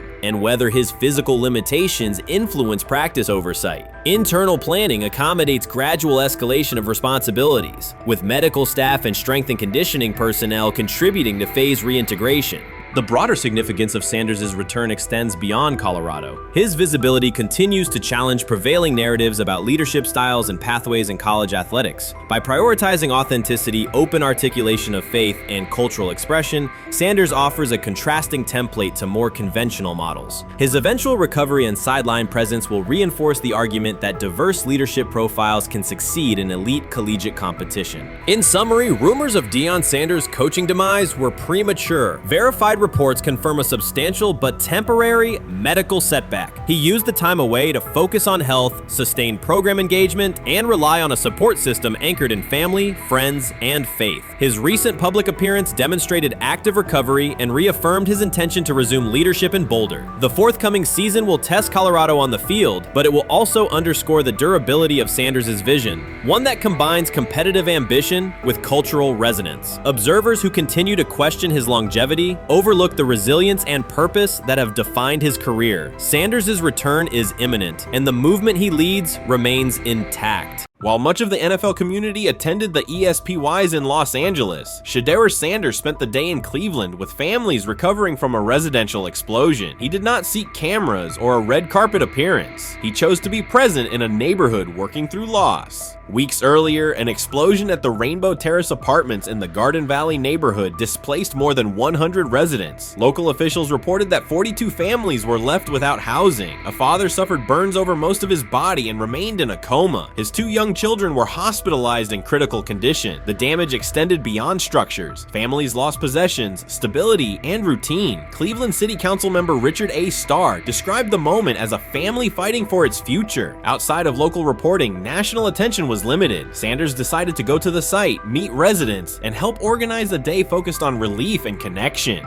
The decision drew questions almost immediately. Some asked why he was not at the ESPYs, others questioned his motives. Sanders did not respond with counter-arguments. He explained simply that he felt an obligation to be present and that he would act on that conviction. This was not a team-scheduled appearance. He promoted the gathering himself, arrived without ceremony, and spent the day with residents. His approach emphasized listening, participation, and time. The event, which he called the Garden Valley Fun Fest, brought a large turnout over several hours. The purpose was straightforward: create space for families to reconnect and for children to play, even as recovery work continued. Sanders threw passes with kids on the blacktop, joined in games, and spoke with parents and grandparents about what they were facing next. He moved through the apartment complex and common areas with minimal staff support. Browns defensive lineman Michael Hall Jr. attended and interacted with residents as well. There were no speeches or stage staged moments. The focus remained on residents and their needs. Questions about visibility persisted as photos and short clips circulated online. Some criticism framed the visit as a substitute for a higher profile appearance in Los Angeles. Sanders kept to the same message. The priority was to support a neighborhood coping with displacement and uncertainty. He did not present the choice as a protest of any event. He presented it as the correct use of his day. When local media asked about his intent, Sanders said his goal was to provide families with a day of enjoyment and a reminder of community. He added that financial support can help, but that showing up in person also matters. Standing with people, listening to them directly, and offering time. The statement matched the structure of the day. He stayed on site, remained accessible, and left the focus on residents rather than on himself. The timeline mattered to him as training camp approached. Sanders did not connect the visit to his role on the depth chart or his draft position. He kept references to football confined to preparation, learning the playbook, protections, cadence, and timing, seeking guidance from veterans, including Joe Flacco, and staying ready for opportunities when they come. He has repeated that he has time to grow and intends to use it to learn the system and earn trust. The visit did not alter those priorities. He returned to his regular schedule the next day. Since arriving in Cleveland, Sanders has treated community work as part of his responsibilities. Before his jersey went on sale, he visited schools, including John Marshall High School, speaking with students about goals, accountability, and effort. He set public objectives confidently, such as long-term aspirations for the franchise, but paired them with routine work in the building, meetings install, film, and on-field reps. The day at Rainbow Terrace fit that pattern. Identify a need, show up, contribute, and avoid unnecessary attention. For residents, the Funfest provided a brief reprieve from ongoing challenges: housing transitions, school logistics, medical appointments, and the paperwork that follows an emergency. For teammates and staff who observed, it was an example of a rookie investing time locally without seeking a headline. For Sanders, it reinforced how he plans to operate in Cleveland: be consistent, be present, and let action speak. The setting at Rainbow Terrace underscored the scale of recovery ahead. Families described the first weeks after the explosion: nights in temporary housing, efforts to replace clothing and essentials, coordination with agencies and community groups. Sanders moved from group to group, speaking with parents about their immediate needs, greeting elders who came to watch the activities, and encouraging kids who wanted to throw a football, run races, or take a photo. He kept the schedule flexible so residents could arrive and leave as they were able. Community partners and volunteers handled tables for supplies, simple games, and refreshments. There were no sponsor banners or organizational pitches. Residents organized as they usually do, checking on neighbors, guiding children, and sharing updates. Sanders' role was clear: participate, make time, and listen. The presence of a recognizable player brought energy, but the purpose remained practical: create a normal afternoon in a place that had not felt normal since the blast. Online reaction covered the full range of opinion. Some posts praised the decision and the event's tone. Others questioned why a rookie would skip a high visibility awards show. Sanders did not try to manage that conversation. He maintained the same explanation. He chose to spend the day where he believed he could be useful, and then he returned to his football schedule. The approach was consistent with how he addresses other topics: answer directly and move on to the next task. The same measured approach appears in his preparation for camp. Sanders has not asked for public guarantees about reps. He has focused on install recall, cadence, and protection IDs, route timing, and situational work. He has sought input from veterans, thanked teammates who have provided guidance, and spent time with receivers and linemen to align on communication. Coaches have emphasized that the quarterback competition is a process, and Sanders has accepted that framework. His emphasis remains on readiness. None of this overshadows the experience and resumes of other players on the roster. It does provide a clearer picture of how Sanders operates as a professional. He separates off-field actions from promotional efforts. He keeps football preparation focused on what he can control. He communicates with teammates across position groups so that timing and expectations are shared. He does not try to steer attention in his favor. He tries to make steady progress. The day in Garden Valley was one example. He arrived without a speech, stayed for hours, and left without an announcement. He did not ask for recognition. He offered time. Residents responded in kind. Kids lined up for catches and races. Parents and grandparents asked about camp and wished him well, and neighbors coordinated rides and schedules around the event. The atmosphere felt like a neighborhood gathering, not a media production. Local leaders who were present or who spoke later emphasized that recovery will take months. Families will continue continue to navigate housing, healthcare, and daily logistics. Events like the Fun Fest do not resolve those issues, but they help sustain community connections and morale. Sanders' contribution was to create a space for that to happen and to treat the day with the same seriousness he applies to practice, plan, execute, and keep the focus where it belongs. As the preseason approaches, Sanders will continue to compete for opportunities on the field. He has said he will be prepared when called upon, and that he understands the importance of mastering details before focusing on outcomes. The organization will make decisions based on evaluation, and he will accept the results while continuing to improve.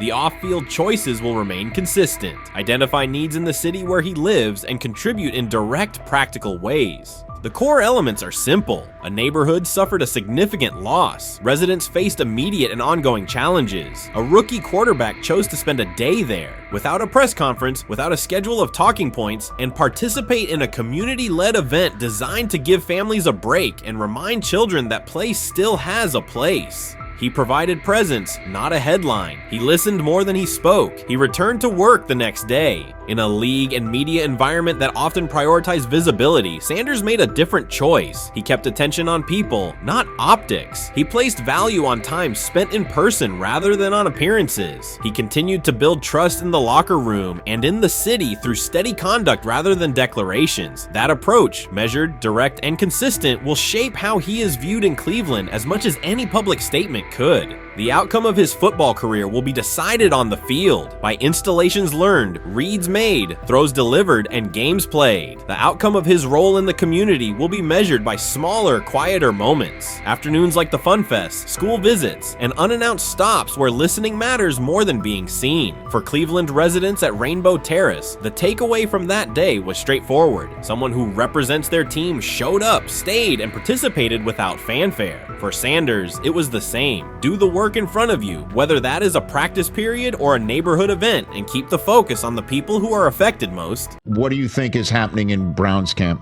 What do you think is going to happen there before I let you go, Lewis? You know, I think it really does all depend on how Kevin is able to, as it relates to Shedeur, work him in enough. Well, one, Shedeur has to earn the right for Kevin and the staff to have discussions about, hey, we got to get him more reps with the ones and twos. We got to get him more reps with the ones and twos when we're going team period, not just walk through or not just 7-on-7 team. Louis Riddick reacted sharply on air after viewing practice footage from the Cleveland Browns. The clip showed quarterback Shedeur Sanders executing a string of precise throws while the Browns head coach watched with a broad smile. Riddick questioned whether the session was focused on evaluation or celebration, arguing that visible enthusiasm from the staff could cloud objective assessment of a rookie's progress. Earlier in the segment, Riddick's tone had been measured once the Sanders highlights appeared. He criticized the perception that a routine practice was being treated like a marquee event. He stressed that coaching reactions should remain subdued until performance translates into game situations. Riddick concluded by calling for accountability and asking the Browns to clarify how they plan to manage expectations for Shedeur Sanders as training camp continues. Couldn't imagine me myself saying, hey, you know what, as someone who has been at the very bottom to try and ascend to like some level of success, I could never imagine going, you know what would be really cool? I'm gonna play a joke on someone like this and pretend that I'm a GM and I'm drafting you when actually I'm not, and then I'm gonna hang up and just giggle about it. I mean, what the hell are we doing? Seriously, what are we doing when we think that kind of crap is funny? I don't know. Trying to get likes on TikTok. I don't have the right words for it. Right, Lewis, I'm gonna say this. I don't have the right words for it. Few situations unsettle a former front office executive faster than watching coaches celebrate a rookie quarterback before pads come on in August. In Louis Riddick's view, the Browns staff did more than acknowledge promise. They acted as though they had already secured their franchise leader. Throughout the session, Shedeur Sanders delivered 40-yard throws off his back foot, ran crisp 2-minute drills, and displayed steadiness rare for a first-year player. According to reports, each successful rep drew audible admiration from the sideline, highlighting how quickly enthusiasm has escalated. When Riddick reviewed the same practice tape and heard the glowing comments, he challenged the reaction on live television. He argued that a few controlled drills should not override the methodical scouting and development work that normally guides roster decisions. Riddick's criticism focused less on Sanders' talent than on the evaluation process. He warned that comparing a prospect to established stars or joking about renaming the stadium creates pressure before the player has taken an NFL hit, faced a disguised coverage, or logged a preseason snap. Praising potential is acceptable, he said, but anointing a savior in July risks repeating the organization's history of premature quarterback expectations. Sanders brings confidence shaped by his father's legacy and his own disciplined preparation, yet Riddick insists that progress must be confirmed over time. He urged the Browns to temper public excitement, follow a structured development plan, and reserve celebratory reactions for on-field results that matter. Regular season production under live pressure, not highlight clips from a midsummer workout. He has to earn that. Kevin has to figure out a way to do that, so then you can reasonably assess what you have in him compared to Dillon Gabriel, compared to Kenny, compared to Joe Flacco. If you don't, then the conversation surrounding him is going to continue to be what it's been, which is, but for some people, he was overhyped all along. He's not that great of an athlete, doesn't have a big enough arm. There's a reason why he was a 5th-round pick, blah, blah, blah, which I don't believe. I believe if he is given enough reps, earns enough reps, and then is given enough reps in meaningful situations, he can throw the ball just as good as Joe, if not better, just as good as Kenny, if not better, just as good as Dillon Gabriel. After more than 2 decades in personnel and broadcast analysis, Louis Riddick was dismayed to see a franchise bypass basic evaluation standards after only a series of eye-catching minicamp throws. Reviewing practice footage from Cleveland, he observed Shedeur Sanders drilling 40-yard passes against uncovered receivers and running 2-minute sequences with poise. In Riddick's view, those reps, conducted without pads, contact, or a disguised rush, show arm talent but reveal little about how a rookie handles game pressure. Riddick said the Browns' reaction drifted from objective assessment to outright admiration. Multiple reports indicated coaches were sketching new concepts for Sanders during dinner and referring to dedicated Shedeur packages well before a padded practice. Even the veterans in the quarterback room showed no visible alarm, a sign that staff excitement had already reset the internal depth chart conversation. The analyst emphasized that his concern is not Sanders' skill set. He acknowledged the quarterback's arm strength, footwork, and composure, but rather how quickly the club appears willing to declare him its long-term answer. Riddick cited several past prospects who received similar midsummer acclaim only to stall once real competition began. Given Cleveland's long history of quarterback turnover, he argued the organization should focus on incremental milestones, processing post-snap reads, surviving live pass rushes, and rebounding from mistakes on Sunday afternoons. Riddick urged the Browns to temper expectations and follow a structured development plan so Shedeur Sanders can progress without undue pressure. One coach reportedly admitted he replayed Tuesday's scrimmage film so often that he lost sleep, an anecdote Riddick offered as proof that enthusiasm is already outpacing reality. All asking now is what is going on with Shedeur Sanders, and so the floor is yours. Maybe you can make sense of this free fall with what was at one point the top-rated quarterback in this draft class. Yeah, see, I think at this point in time, this really isn't a football discussion any longer. This is a personal discussion. This is about it's a fit discussion. It's whether or not teams are just comfortable with everything that comes along with Shedeur in terms of who he is as a person, all the people that are surrounding him in terms of his inner circle, and whether or not teams deem that to be something that they're comfortable with. Right or wrong, that's the only conclusion you can really come to at this point. Louis Riddick voiced an escalating concern during the segment. Having witnessed numerous quarterback setbacks in his career, he worries another may be forming, not because Shedeur Sanders lacks talent, but because the praise around him is growing without restraint. Sanders has simply attended practice, delivered accurate passes, led the huddle, and shown the composure expected of an NFL player. Riddick fears the Browns' reaction, treating routine drills as proof of long-term success, risks setting premature expectations. He cautioned that the organization seems ready to celebrate a franchise savior before Sanders has taken a competitive snap, noting that such early adulation has derailed promising prospects in the past and could impede Sanders' measured development.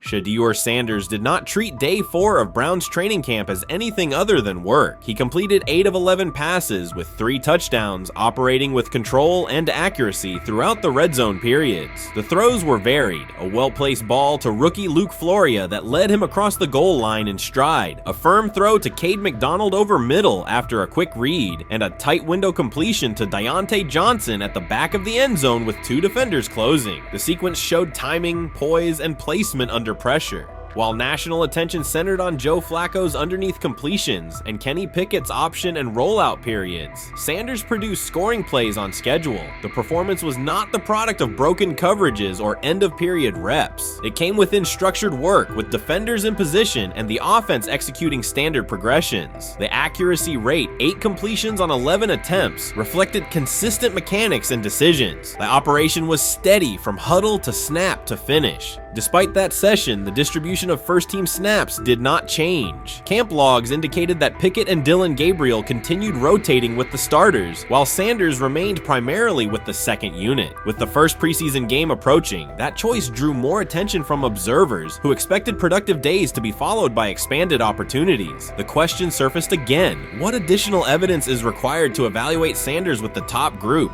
The 3 touchdowns illustrated different aspects of his profile. On the throw to Floria, Sanders used a measured trajectory to lead the receiver away from contact and into the end zone. On the ball to Johnson, he identified leverage, held the safety with his shoulders, and delivered to a precise spot at the back line. On the throw to McDonald, he eliminated the first read, reset, and drove the ball into the window before the hook defender could squeeze it. Each score reflected a particular tool: anticipation, manipulation, and velocity within standard timing. Comparisons to the other quarterbacks were straightforward. Pickett produced 2 touchdowns but placed 1 late ball that exposed a receiver to contact near the goal line. Gabriel accounted for 1 score, with additional gains coming on checkdowns and designed movement. Flacco advanced the ball in short increments without finishing drives during the same period. Sanders converted opportunities into points repeatedly and without turnovers. The rotation, however, remained unchanged. Head coach Kevin Stefanski and the staff continued to allocate first-team work to the same group, describing the process as an open evaluation. In practice, that has meant extended starter reps for Pickett and Gabriel, veteran scripts for Flacco, and second unit periods for Sanders. The disconnect between output and opportunity was notable, particularly given the stated goal of reaching an early decision at quarterback. When asked about the timeline recently, Stefanski said the preference was to decide sooner rather than later, an acknowledgement that the window for assessment is limited as preseason approaches. Speculation about motives is common in such situations. The discussion has included references to front office perspectives and ownership influence. Owner Jimmy Haslam is widely viewed as supportive of drafting Sanders. General manager Andrew Berry is known for prioritizing fit, traits, and process within the roster building model. Stefanski reports to Berry, and the practice plan reflects coaching evaluation within organizational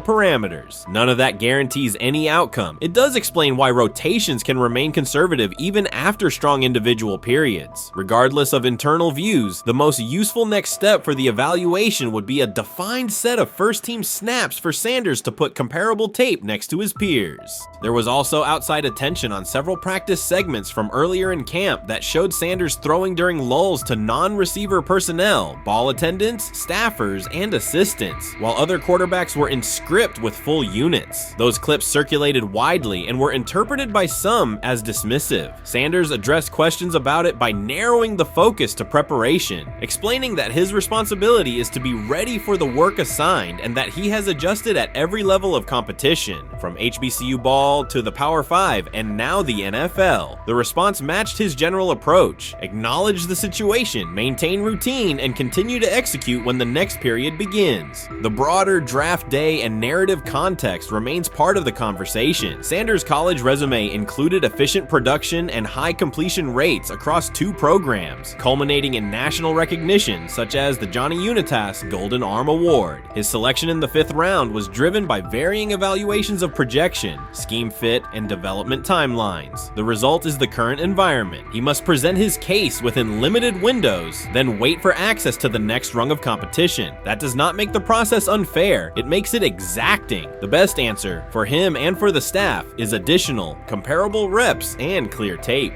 Fan reaction after day 4 was direct. Social accounts and comment threads filled with assessments that centered on performance rather than reputation. Sanders produced 3 touchdowns, avoided negative plays, and showed command in the red zone. Supporters pointed to that tape and asked for opportunities with the starters to verify whether the same rhythm carries over with the top receivers and linemen. The message was not about headlines. It was about the logic of evaluation in a compressed calendar. From an operational standpoint, Sanders' day reflected consistent fundamentals. His base was disciplined, his eyes matched his feet, and his timing aligned with route depths. On the Johnson score, he used a subtle shoulder turn to hold the safety before resetting and throwing to the back line. On the McDonald throw, the ball was out on the second hitch, arriving before the defenders could converge. On the Floria play, the arc and placement minimized the hit risk and maximized the run-through. Those are portable traits. They translate across units if the timing with receivers is established through reps. The staff's balancing act is real. They must prepare the presumed Week 1 starter with sufficient continuity, while also giving developmental players enough exposure to judge ceiling and floor. That tension is present in every camp. The cleanest path through it is to carve out defined first-team sequences for each competitor and evaluate the tape against comparable defenses and situations. High red zone, low red zone, third and medium, and 2-minute. Sanders' performance on day 4 strengthened the case for such an allocation. Context matters off the field as well. Earlier in the offseason, 2 speeding citations, 91 miles per hour in Brunswick and 101 miles per hour in Strongsville, prompted public comment from Barry, who emphasized standards and safety. Sanders accepted responsibility, stated that he learned from the incidents and moved on. In camp, he has kept the focus on football tasks, install retention, cadence management, protection IDs, and post-practice review. He has also continued to build rapport across position groups, including veteran receivers and defensive backs, so that timing and expectations are clear when reps arrive. None of this diminishes the experience of the veterans in the room. Flacco has decades of film, Pickett has multiple seasons of NFL starts, and Gabriel brings mobility and a defined collegiate profile. It does, however, underscore the purpose of camp, to align decisions with current performance. Sanders produced the most efficient scoring period of the day. The next logical step is to see that operation with the starting unit, document the results, and compare them to the other candidates under the same conditions. The preseason opener will compress timelines further. Install packages expand, and coaches begin to narrow personnel groupings. If the objective is to identify the quarterback who can operate the offense most cleanly on Sundays, then structured exposure now will give the staff better information later. A small but deliberate set of first-team snaps for Sanders, scripted early downs, a third down sequence, and a red zone series would provide data without disrupting broader preparation. Until that occurs, Sanders can only continue to control process and execution. Day 4 showed what that looks like when opportunities align. Efficient reads, disciplined mechanics, and finishes in the end zone. He did not seek attention for the sequence. He put it on tape. If the evaluation remains consistent with the stated competition, comparable snaps should follow. If they do, the staff will have a clear, side-by-side measure. If they do not, the question from observers will remain the same. What more needs to be seen to justify the look?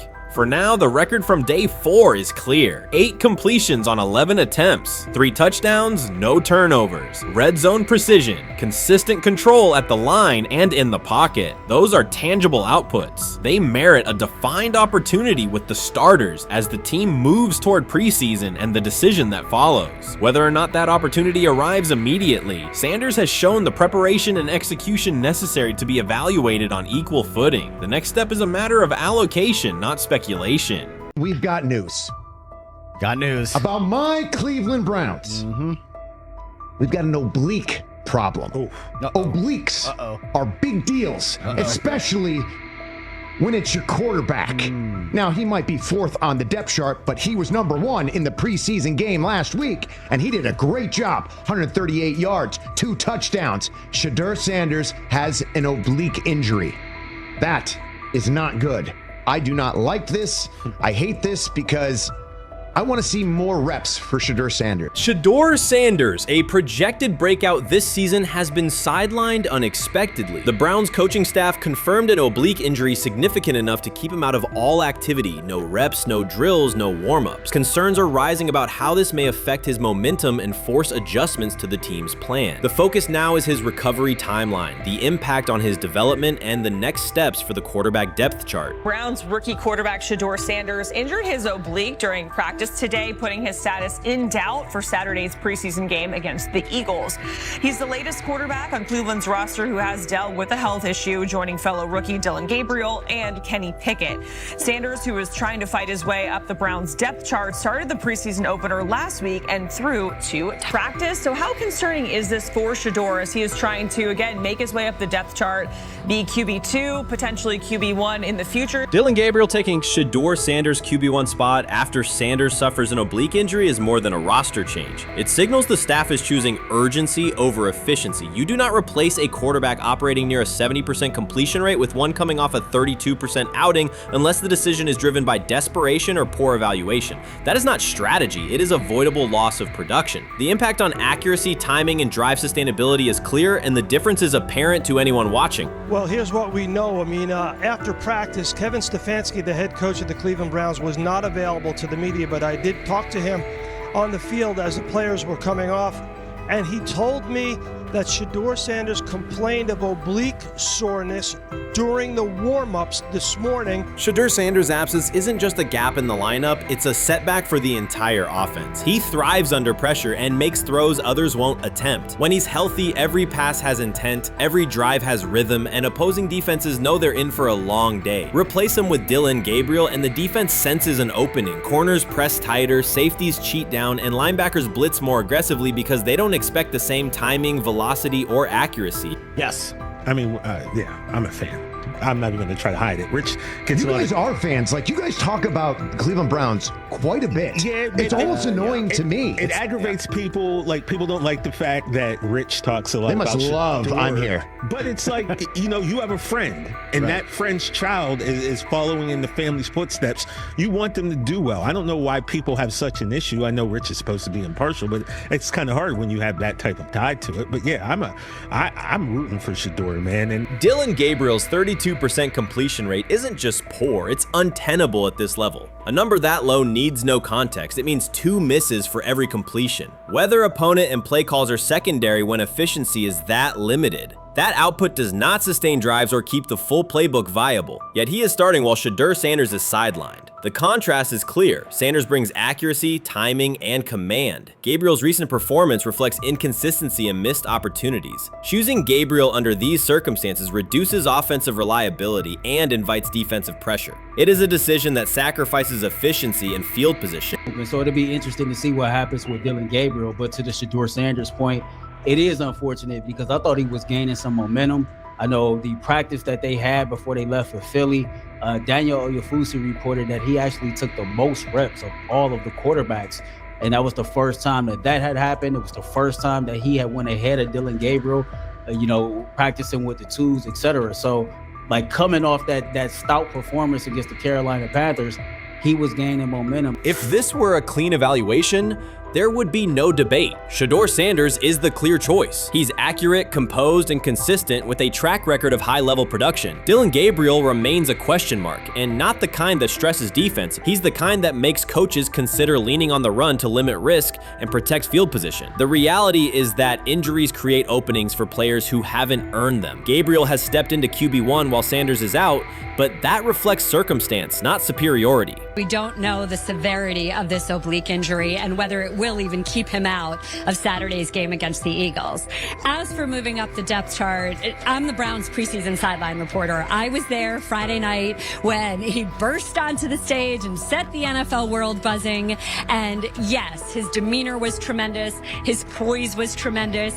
He did the things that were asked of him. But at the end of the day, he wasn't actually asked to do all that much. The real concern is how this could attach to Shedeur Sanders' reputation. The NFL is unforgiving about availability. An oblique injury for a quarterback isn't minor. It affects mechanics, torque, and timing. Even with a strong return, the injury-prone label can linger. For the Cleveland Browns, or any team seeking stability under center, that perception is toxic. Teams don't want a player they fear won't make it through October. That's the risk. Talent doesn't always overcome league politics. Once questions about durability start, they rarely fade. They surface in contract terms, roster decisions, and sideline evaluations. So Shedeur Sanders is injured again?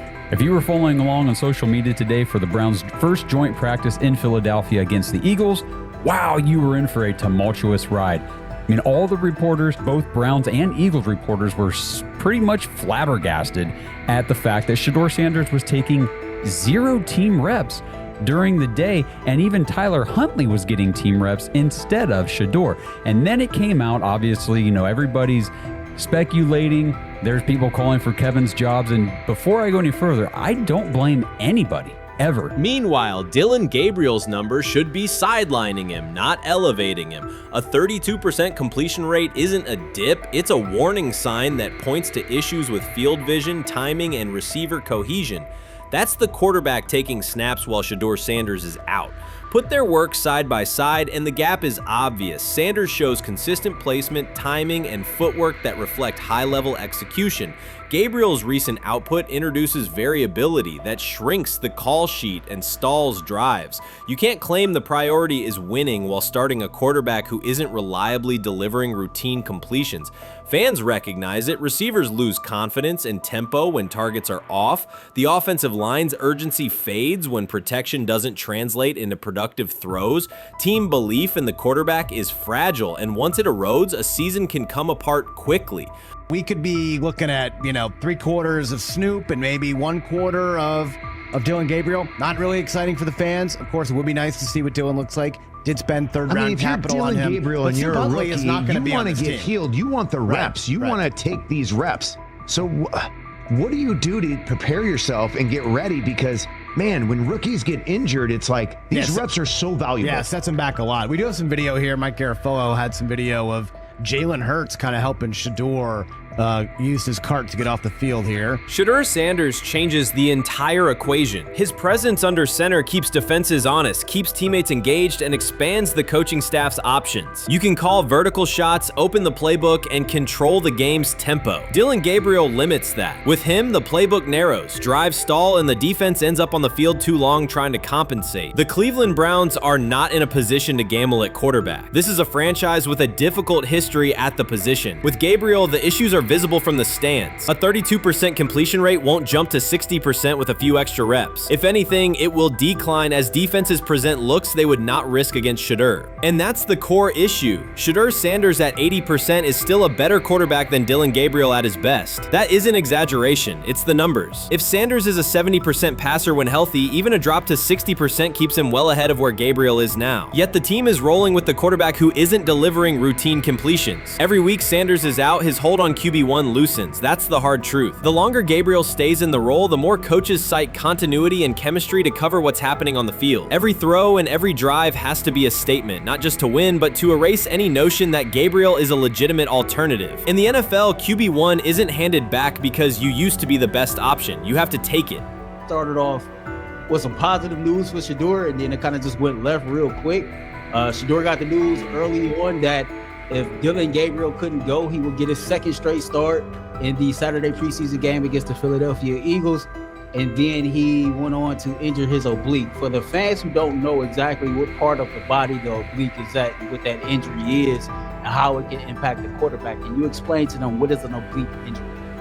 It's like up in this area, right? Well, you can't see me, but like right up in here, when you go to throw, like obviously that's all that. So the truth is straightforward. The Cleveland Browns, or any team in this situation, aren't going anywhere meaningful with Dillon Gabriel under center. You can frame it as progress and point to selective highlights, but reality will level it out, and by then the season is already slipping. Shedeur Sanders is the difference between a team with a path forward and a team playing out the schedule. He reads coverages, delivers on-time throws, and forces defenses to respect every level of the field. Gabriel turns the offense into guesswork. The NFL is built on results, and the results are clear. Gabriel's 32% completion rate functions as a warning sign. It doesn't need context, a clinic, or a film session to explain. It signals inefficiency that stalls drives and compresses the playbook. Yet he has been handed the role Shedeur established through precision, composure, and production. That decision undercuts the stated goal of winning. With Sanders, the offense retains structure, rhythm, and threat. With Gabriel, it narrows and exposes the defense to longer stretches on the field. I view things as I got time.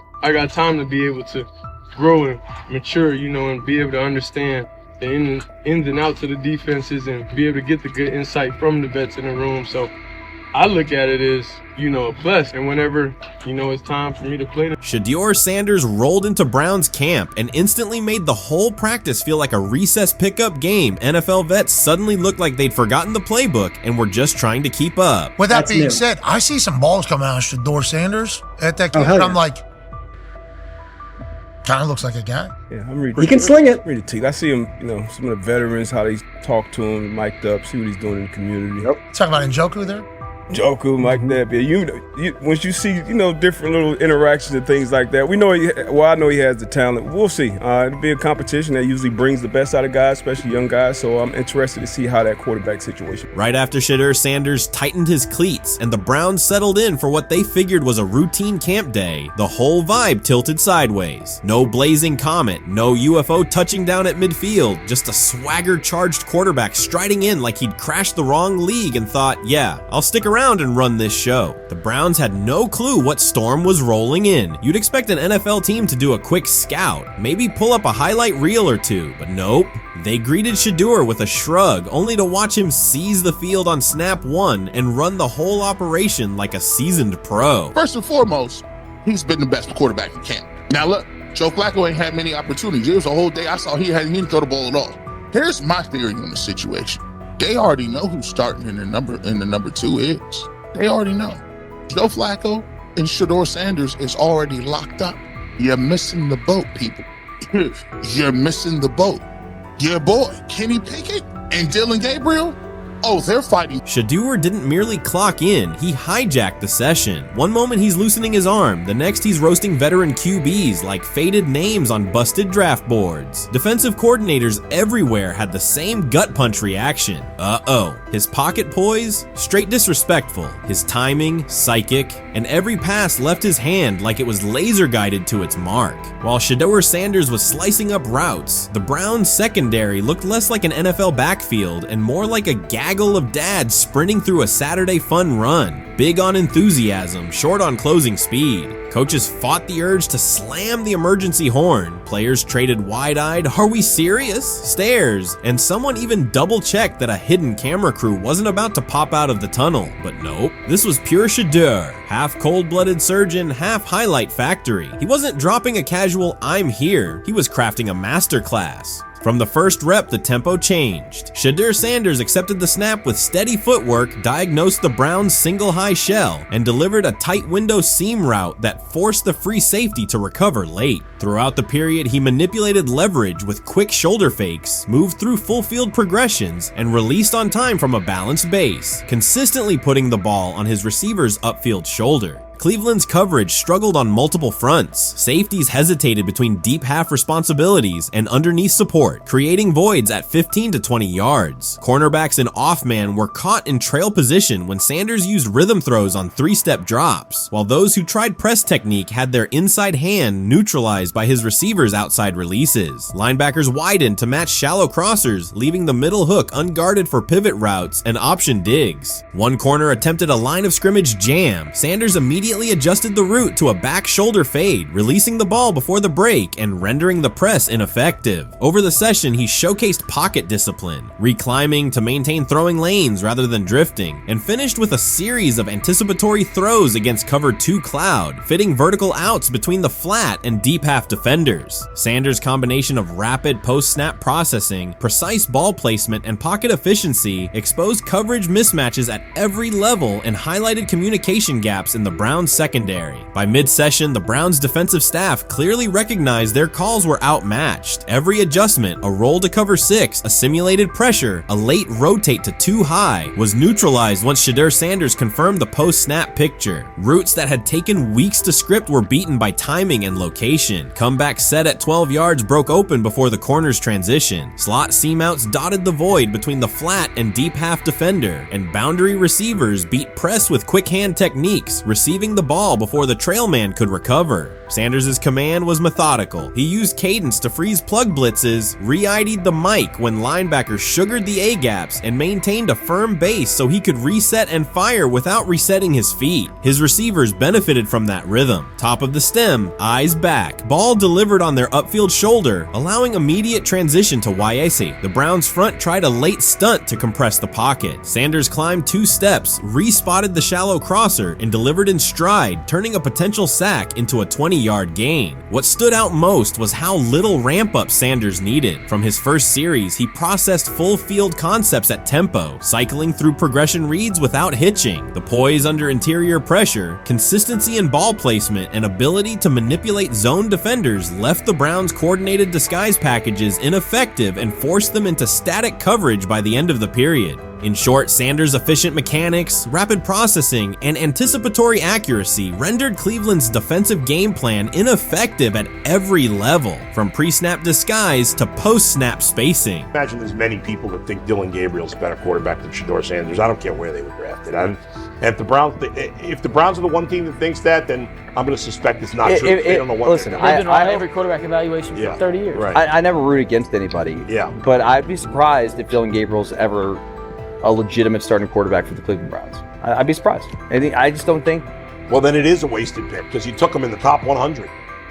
Yeah, but potentially. Yeah. May get away with it because of Shedeur. An edge rusher chirped at Shedeur Sanders between snaps, hoping to shake his rhythm. On the very next play, Sanders answered with a 30-yard laser, a deep dig from the boundary side that split the single high safety and the trailing corner. He hit the top of a 5-step drop, kept a firm base, and delivered on time to the receiver's outside shoulder, turning what should have been a routine rep into a sudden change explosive. From that moment on, every coverage wrinkle the Browns tried, rotating from cover 3 to quarter half, flashing a Tampa 2 shell, mugging both A-gaps, was met with a precise counter. When corners pressed, Sanders adjusted the route to a back shoulder fade. When safeties widened, he checked to a glance post. When linebackers bailed, he found the running back on a delayed option out of the backfield. Even late simulated pressures couldn't move him off his spot. He simply climbed, reset his feet, and fired. As Cleveland's defenders rotated through checks, Sanders manipulated them with cadence and eye discipline. He froze weak side safeties long enough to create intermediate windows, then feathered the ball into those lanes before help could arrive. When the Browns finally dropped 7 and matched every route, Sanders tucked the ball and converted 2 separate 3rd and 6 situations on the ground, reminding everyone that his mobility is as calculated as his arm. By the end of the session, the defensive coordinator's call sheet looked obsolete. Sanders had neutralized blitz looks, exposed spacing issues in zone, and forced the unit into static base coverage just to survive the period. It wasn't a camp drill anymore. It was a clinic on timing, processing speed, and controlled aggression, delivered snap after snap by a quarterback who never needed a warm-up lap to own the field. They never planned on taking him. The problem is,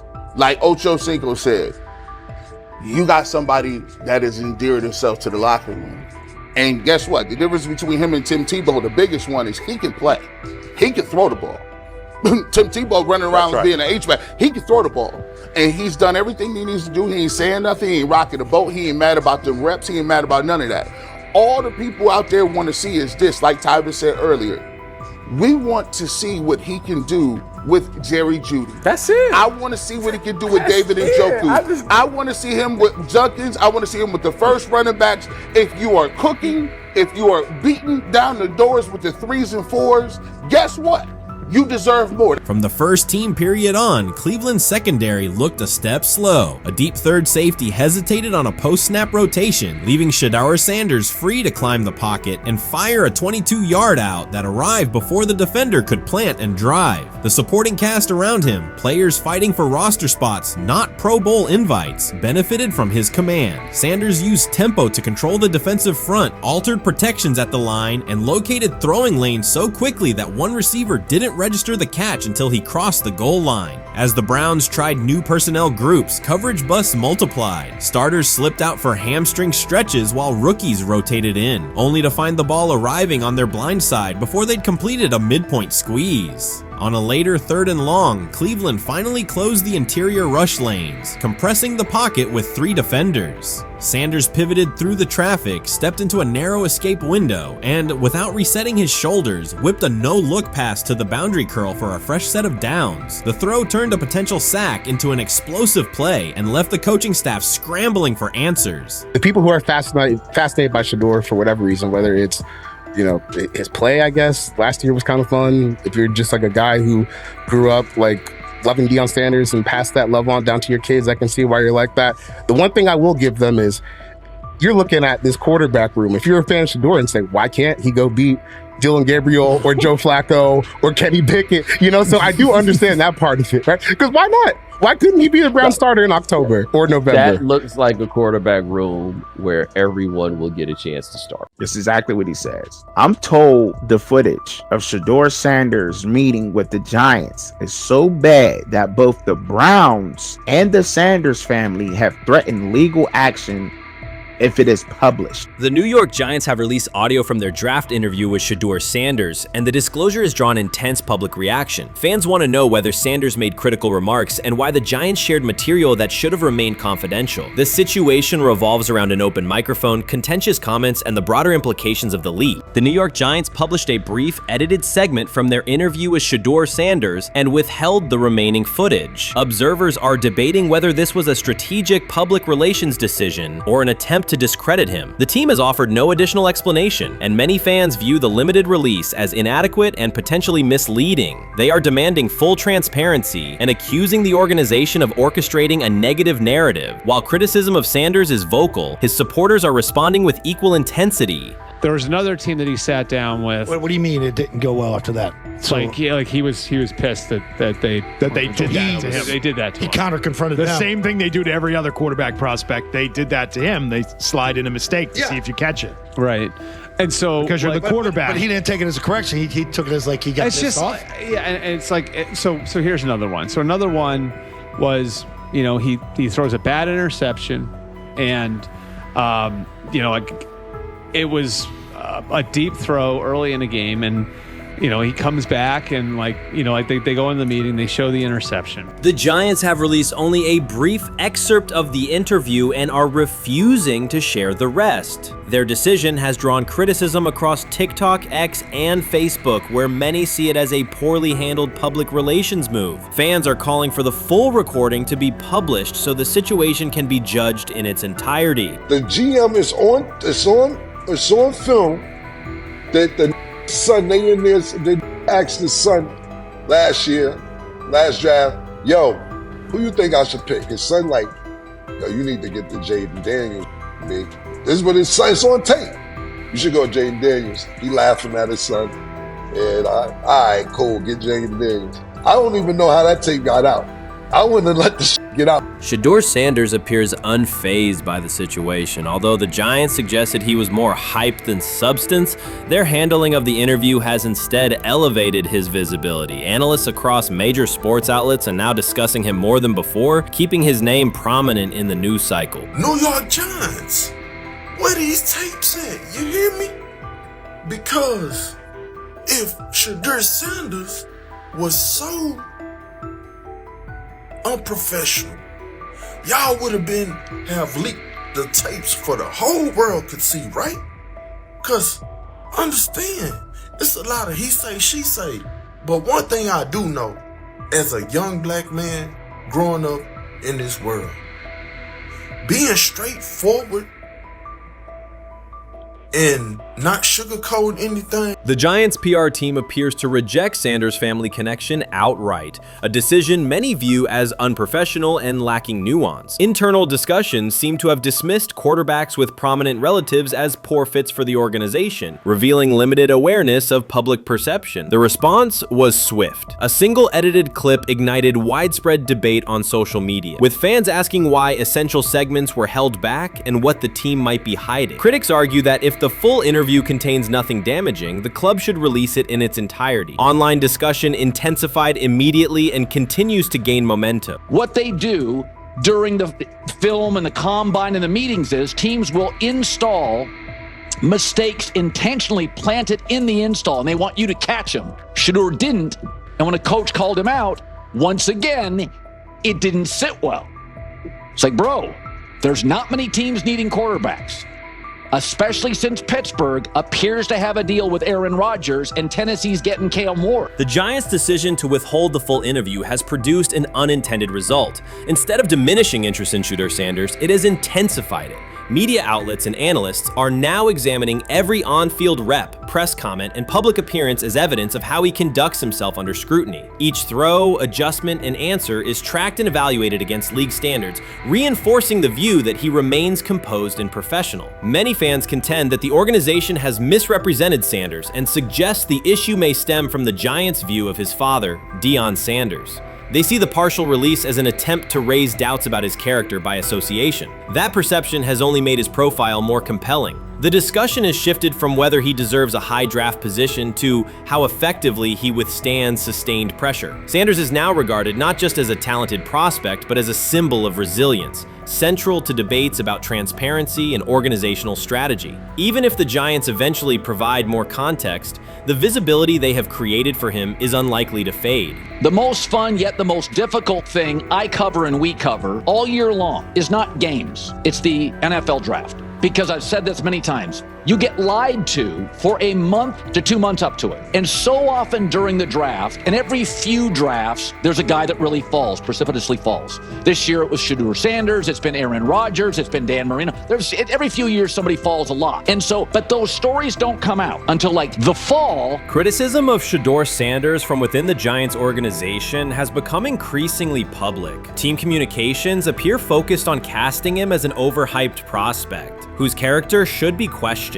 a narrative that seems aimed at shaping opinion rather than assessing performance. Yet each selective release or negative remark has instead amplified attention on Sanders and elevated his reputation. Efforts to confine him to a narrow, unfavorable image continue to produce the opposite effect, reinforcing his position as an underdog who endures external pressure. The debate has shifted from football analysis to broader concerns about narrative control and transparency. Fans, reporters, and online communities are still urging the Giants to publish the full interview, arguing that only complete context can resolve speculation. The organization's refusal to comply has intensified scrutiny and led many observers to conclude that the team underestimated public reaction and now faces questions it could have avoided with full disclosure. The tapes, the New York Giants have the tape. They definitely have the tape.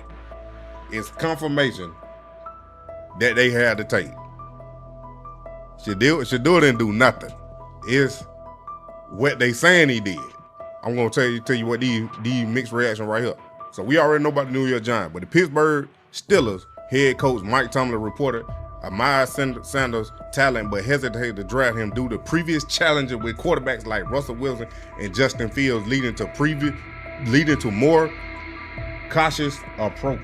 Las Vegas Raiders. Sanders met with Raiders at the NFL scouting combine and expressed enthusiasm about potentially joining the team. His familiarity with the West Coast offense and quick release was noted positive, though concerns about his ceiling. Hours after the Giants posted that short audio clip, the timeline never slowed. Comment threads filled with frame-by-frame breakdowns, lip-read attempts, and side-by-side comparisons of what was said versus what was left out. Reporters called league contacts. No one could explain why a franchise would stir this level of curiosity only to seal the vault. Each refusal sharpened focus on Shedeur Sanders, turning routine throws into national talking points. Analysts kept circling back to the same note. His cadence at the line looks unchanged, steady against the noise. Hashtags demanding the full interview, trend drop, and trend again. Podcast hosts bump scheduled segments to lead with the leak. Rival teams get asked how they would handle a similar situation, then quietly check their own archives. Inside Giants headquarters, the plan to shape the story looks less like strategy and more like a slow burn spotlight they can't switch off. And now every preseason snap, every media availability, every stray sideline camera angle gets fed into a loop that asks, what are they still hiding? The file remains locked. Curiosity keeps compounding. Until someone presses upload or steps to a podium and explains the redactions, the subject drifts away from depth charts and play design, fixing instead on secrecy, control, and the risk of underestimating how fast attention turns pressure into permanence. Momentum isn't fading, it keeps recalibrating, louder, impossible to mute.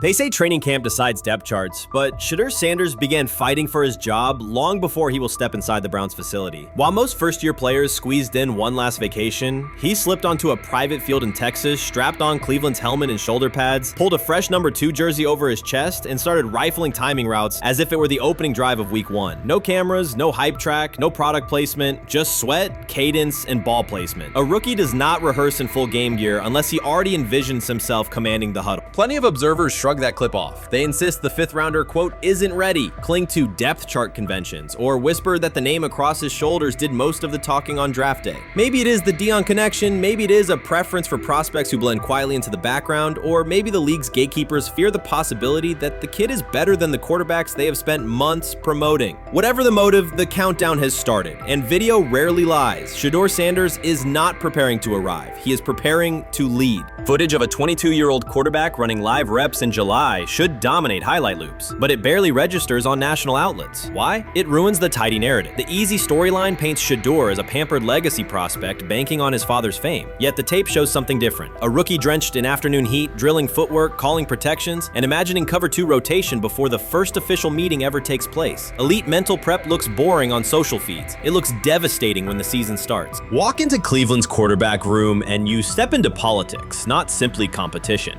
Joe Flacco, a Super Bowl MVP in decline, carries institutional trust. Kenny Pickett, rescued from Pittsburgh's reset, carries hometown intrigue. Deion Gabriel, the 3rd-round system fit, carries draft capital the staff must justify. And then there's Shedeur, the lightning rod whose presence alone spotlights every bias in the evaluation process. Coaches frame it neatly. Rookies must wait their turn. The truth is less polite. Practice snaps are currency. Perception is elastic, and early allocations already favor Pickett and Flacco. It is the oldest playbook in the league. Lock vets into the headline roles before pads even crack. Then let repetition shape reality.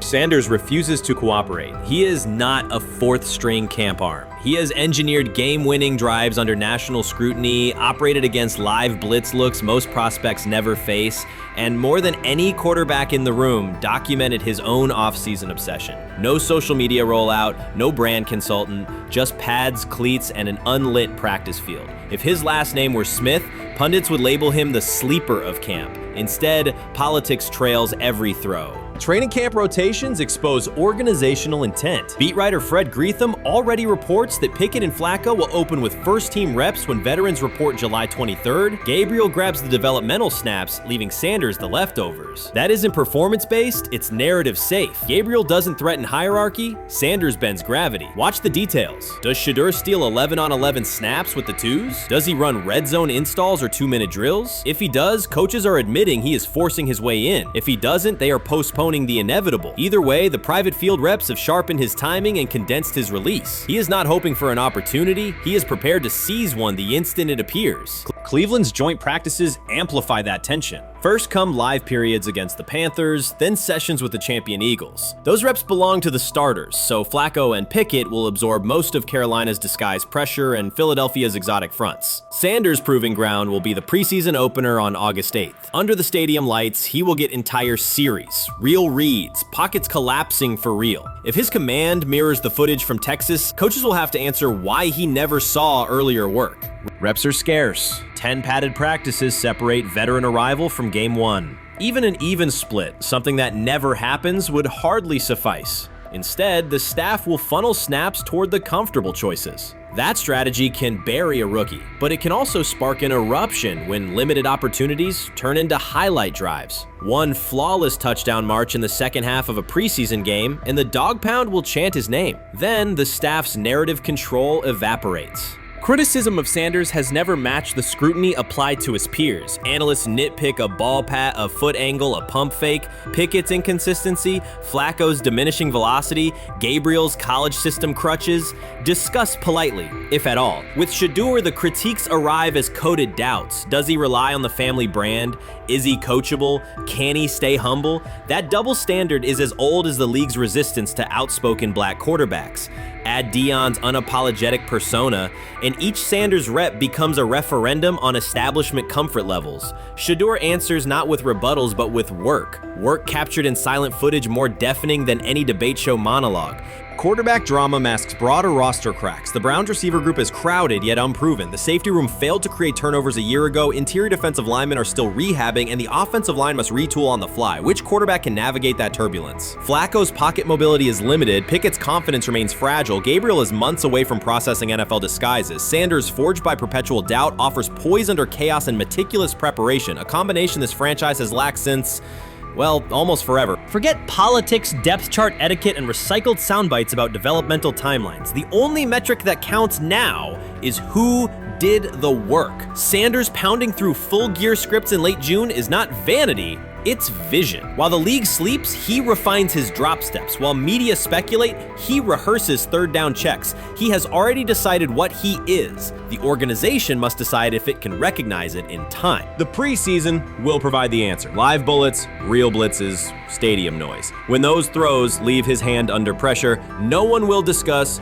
ball pats or surnames. They will ask how a quarterback this prepared slipped to round 5. And if the performance matches the preparation, excuses about lack of reps will dissolve.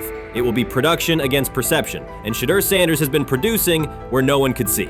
Ready is the wrong word. He has been ready. Shedeur Sanders doesn't ask for excuses. He hasn't blamed limited reps, patched together receiver groups, or fourth-string offensive linemen struggling against Cleveland's second-team defense. He shows up, works, and demonstrates why he belongs. On day 3 of Browns training camp, for the first time since OTAs, he finally received something close to a fair opportunity. He lined up with the second unit during an 11-on-11 period and made the most of it. In 8 plays, he did what he typically does when given a chance. He executed. He went 2 for 2 on a quick series, finishing with a decisive throw to tight end Blake Whiteheart that immediately caught the sideline's attention. There was no hesitation in his drop, no unsettled feet, and no panic. Just firm, accurate timing and clean operation. It raised an obvious question. What has taken so long for the Browns to evaluate him with a functional group? The story isn't only about one throw, it's about the delay before it. Sanders has been the guy for most of his football life, commanding high school programs, starring in the Southwestern Athletic Conference at Jackson State, then operating under national attention at Colorado. For the first time, he's been told to wait. He has treated that reality as part of the job rather than a setback. He has prepared like a professional since the moment he arrived, and on the 3rd day of camp in heavy heat, he let the football represent his case. While coverage focused on the veteran presence of Kenny Pickett and Joe Flacco, Sanders made an impression with minimal volume. The difference with the second team was immediate. Protection held up, routes were on schedule, and progressions unfolded as designed. Within that structure, he looked like the quarterback who led efficient offenses at Jackson State and Colorado. Calm in the pocket, decisive in his reads, and accurate to tight windows. This was not simply a good practice period, it was a clear statement. He was not just operating the script, he was directing it. The timing was sharp, the reads were clean, and the seam throw to Whiteheart was a high-level anticipation throw, professional in placement and pace. The narrative around Sanders should reflect that when he is placed in a workable situation, his strengths are visible. Early work with 4th unit personnel included protection issues and unreliable spacing. With the 2nd unit, those variables stabilized, and his work looked consistent with his resume. The performance supported a straightforward conclusion. The evaluation should move forward with higher quality reps. Sanders has been explicit about his approach. He does not request special treatment. He intends to be prepared so that when an opportunity appears, he can step in without a drop-off. He has said he wants to be ready for anything and not offer explanations after the fact. That mindset fits what teammates and coaches have observed. A quarterback focused on the assignment, not the conversation around it. The conditions were demanding: relentless sun, heavy humidity, and a practice tempo that stressed decision-making. Many players fatigued as the session wore on. Sanders did not show signs of rushing reads or forcing the ball. He managed the pocket, reset his base when necessary, and continued to deliver on time. The path he has taken, HBCU starter in the SWAC, then Power 5 starter under constant attention, has prepared him for compressed evaluation windows. He has been under scrutiny for years. The heat did not change his process. He moved defenders with his eyes, anticipated breaks, and stepped into throws with balance. The crowd was not chanting his name, and there were no ovations. That was irrelevant to the task. He is focused on the locker room and the staff, and he is building credibility the same way he did at previous stops, by being reliable when the ball is snapped.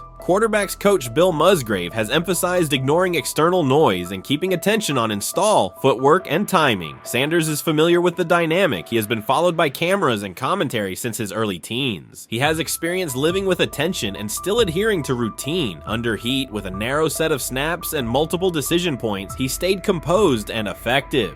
2 speeding citations, 91 miles per hour in Brunswick and 101 miles per hour in Strongsville, became national items. General Manager Andrew Berry characterized the decisions as not smart and stressed that it's not only about driving fast, but about the safety of others. Sanders accepted responsibility, stated that he learned from the incidents, and said he would follow the rules. The attention to those citations did not alter his daily schedule or his practice preparation. He arrived early, stayed engaged, and kept the discussion centered on work.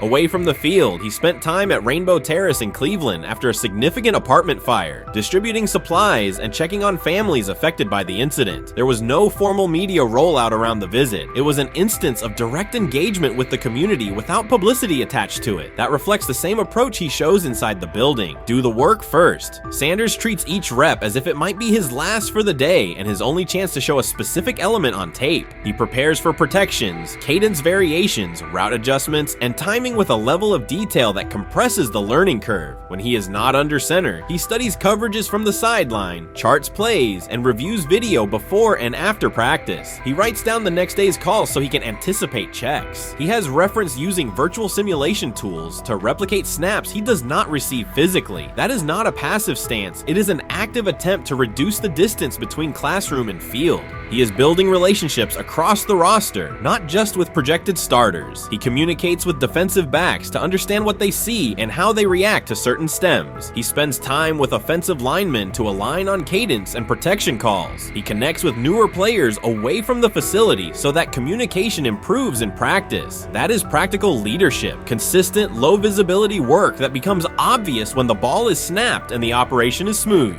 3 days into camp, a central question remains. Why hasn't he taken a first-team rep? Flacco has seen work. Pickett has seen work. Dillon Gabriel has been cycled in. Sanders has remained behind all 3 on the depth chart while producing efficient periods when provided stable support. Head coach Kevin Stefanski has not publicly detailed the plan for distributing first-team snaps among the quarterbacks. When asked, Sanders answered that it is not his place to comment on rotation decisions. That response aligns with his day-to-day conduct, respectful, professional, and centered on the next assignment. The staff is managing a room with a Super Bowl MVP, a former first-round pick, multiple rookies, and a new set of combinations on the offensive line. That creates a set of decisions about exposure, pacing, and evaluation windows. Within that context, Sanders has presented a clear case for additional evaluation. He has shown he can execute the offense as designed when the variables are standard. Musgrave has a long-standing connection with the Sanders family through his time as a teammate of Deion Sanders in San Francisco. That familiarity supports direct communication. It does not guarantee anything about the depth chart, but it does help streamline teaching, feedback, and expectation setting. Inside the defensive back room, veterans such as Denzel Ward have provided perspective on timing, leverage, and eye discipline that Sanders has incorporated into his preparation. He is operating without the immediate family structure that defined his college environment. Away from his brother Shiloh and his father Deion, he is managing his own housing, nutrition, recovery schedule, and all the smaller tasks that accompany an NFL routine. Those adjustments matter because they influence consistency across a long camp. He has treated those responsibilities as part of the job rather than distractions, which is reflected in a steady daily approach. What he showed on day 3 with the second unit was not a surprise to those who have tracked his prior work. It was a continuation of a profile, efficient sequencing, clear timing, and consistent ball placement when protections and routes hold up.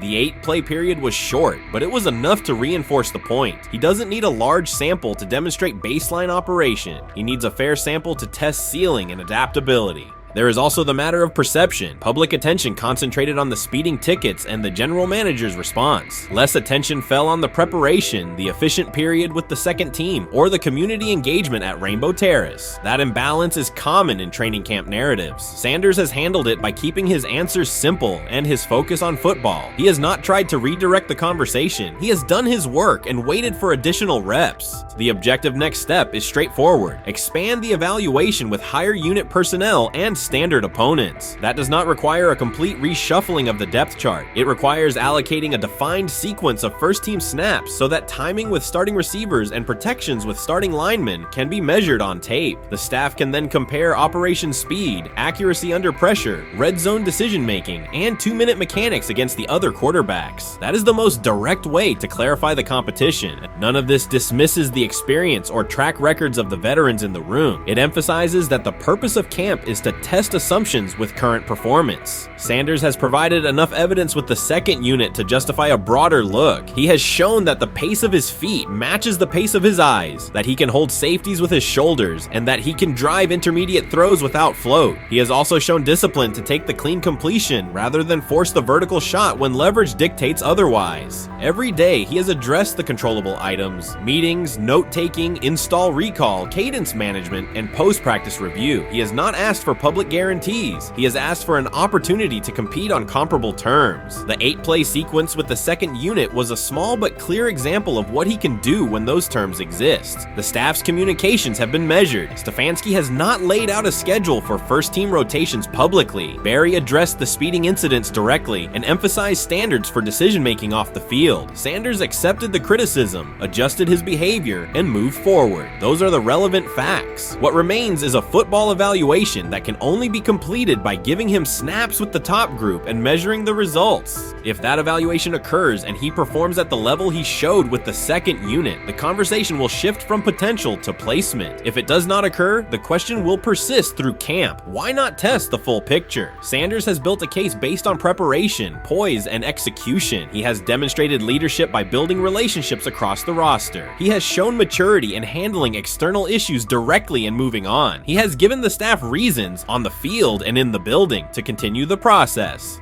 3 days into camp, he has answered everything within his control. He has shown growth, discipline, and consistent operation. He turned early fourth-team disarray into learning, then executed cleanly when moved to the second unit. He kept the discussion on football when outside topics threatened to dominate. He has not tried to win a press conference. He has tried to win every rep. If he continues to stack days like this, the next step is logical. Evaluate him with the starters, document the results, and let the tape determine the depth chart. Until then, he will continue to prepare, continue to compete, and continue to present the same message through his play. Rich Eisen addressed the armchair analysts and online critics head on. Shedeur Sanders just received his opportunity and the backlash arrived immediately. Eisen responded with a clear point-by-point case explaining why the criticism misses the mark. If you thought Shedeur's rise was rapid, Eisen's analysis puts it in proper context. Here's what he laid out on air. Already speaking in Cleveland high schools. Weekend after, flying out immediately to get to work. But his character's terrible, right?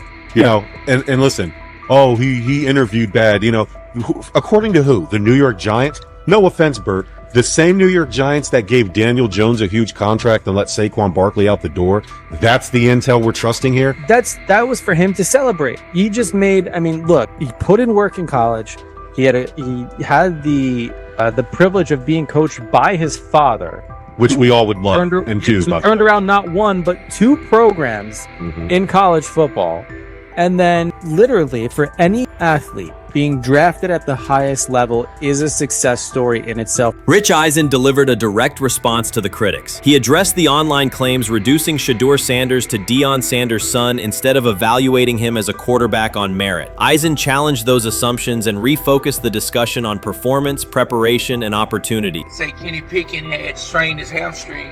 Shedeur, they say his first day in pass, 9 for 9, 2 touchdowns, no interceptions. They were just hating on this young guy. Within minutes, Rich Eisen delivered a structured breakdown, addressing each claim with evidence and dismantling weak narratives through clear analysis. He replaced speculation with data and kept the focus on what matters: decision-making, accuracy, leadership, preparation, and game management. The reality is simple. Shedeur Sanders was not given this opportunity. He earned it through performance and consistency against real competition. He accepted the role, met the standard, and handled the moment with professionalism and urgency. No shortcuts, no favors, just results and readiness. Eisen's point was direct. Evaluate Shedeur on his work, not assumptions, and acknowledge that he has justified the opportunity on the field. I've done it at 2 locations already, so it's simple.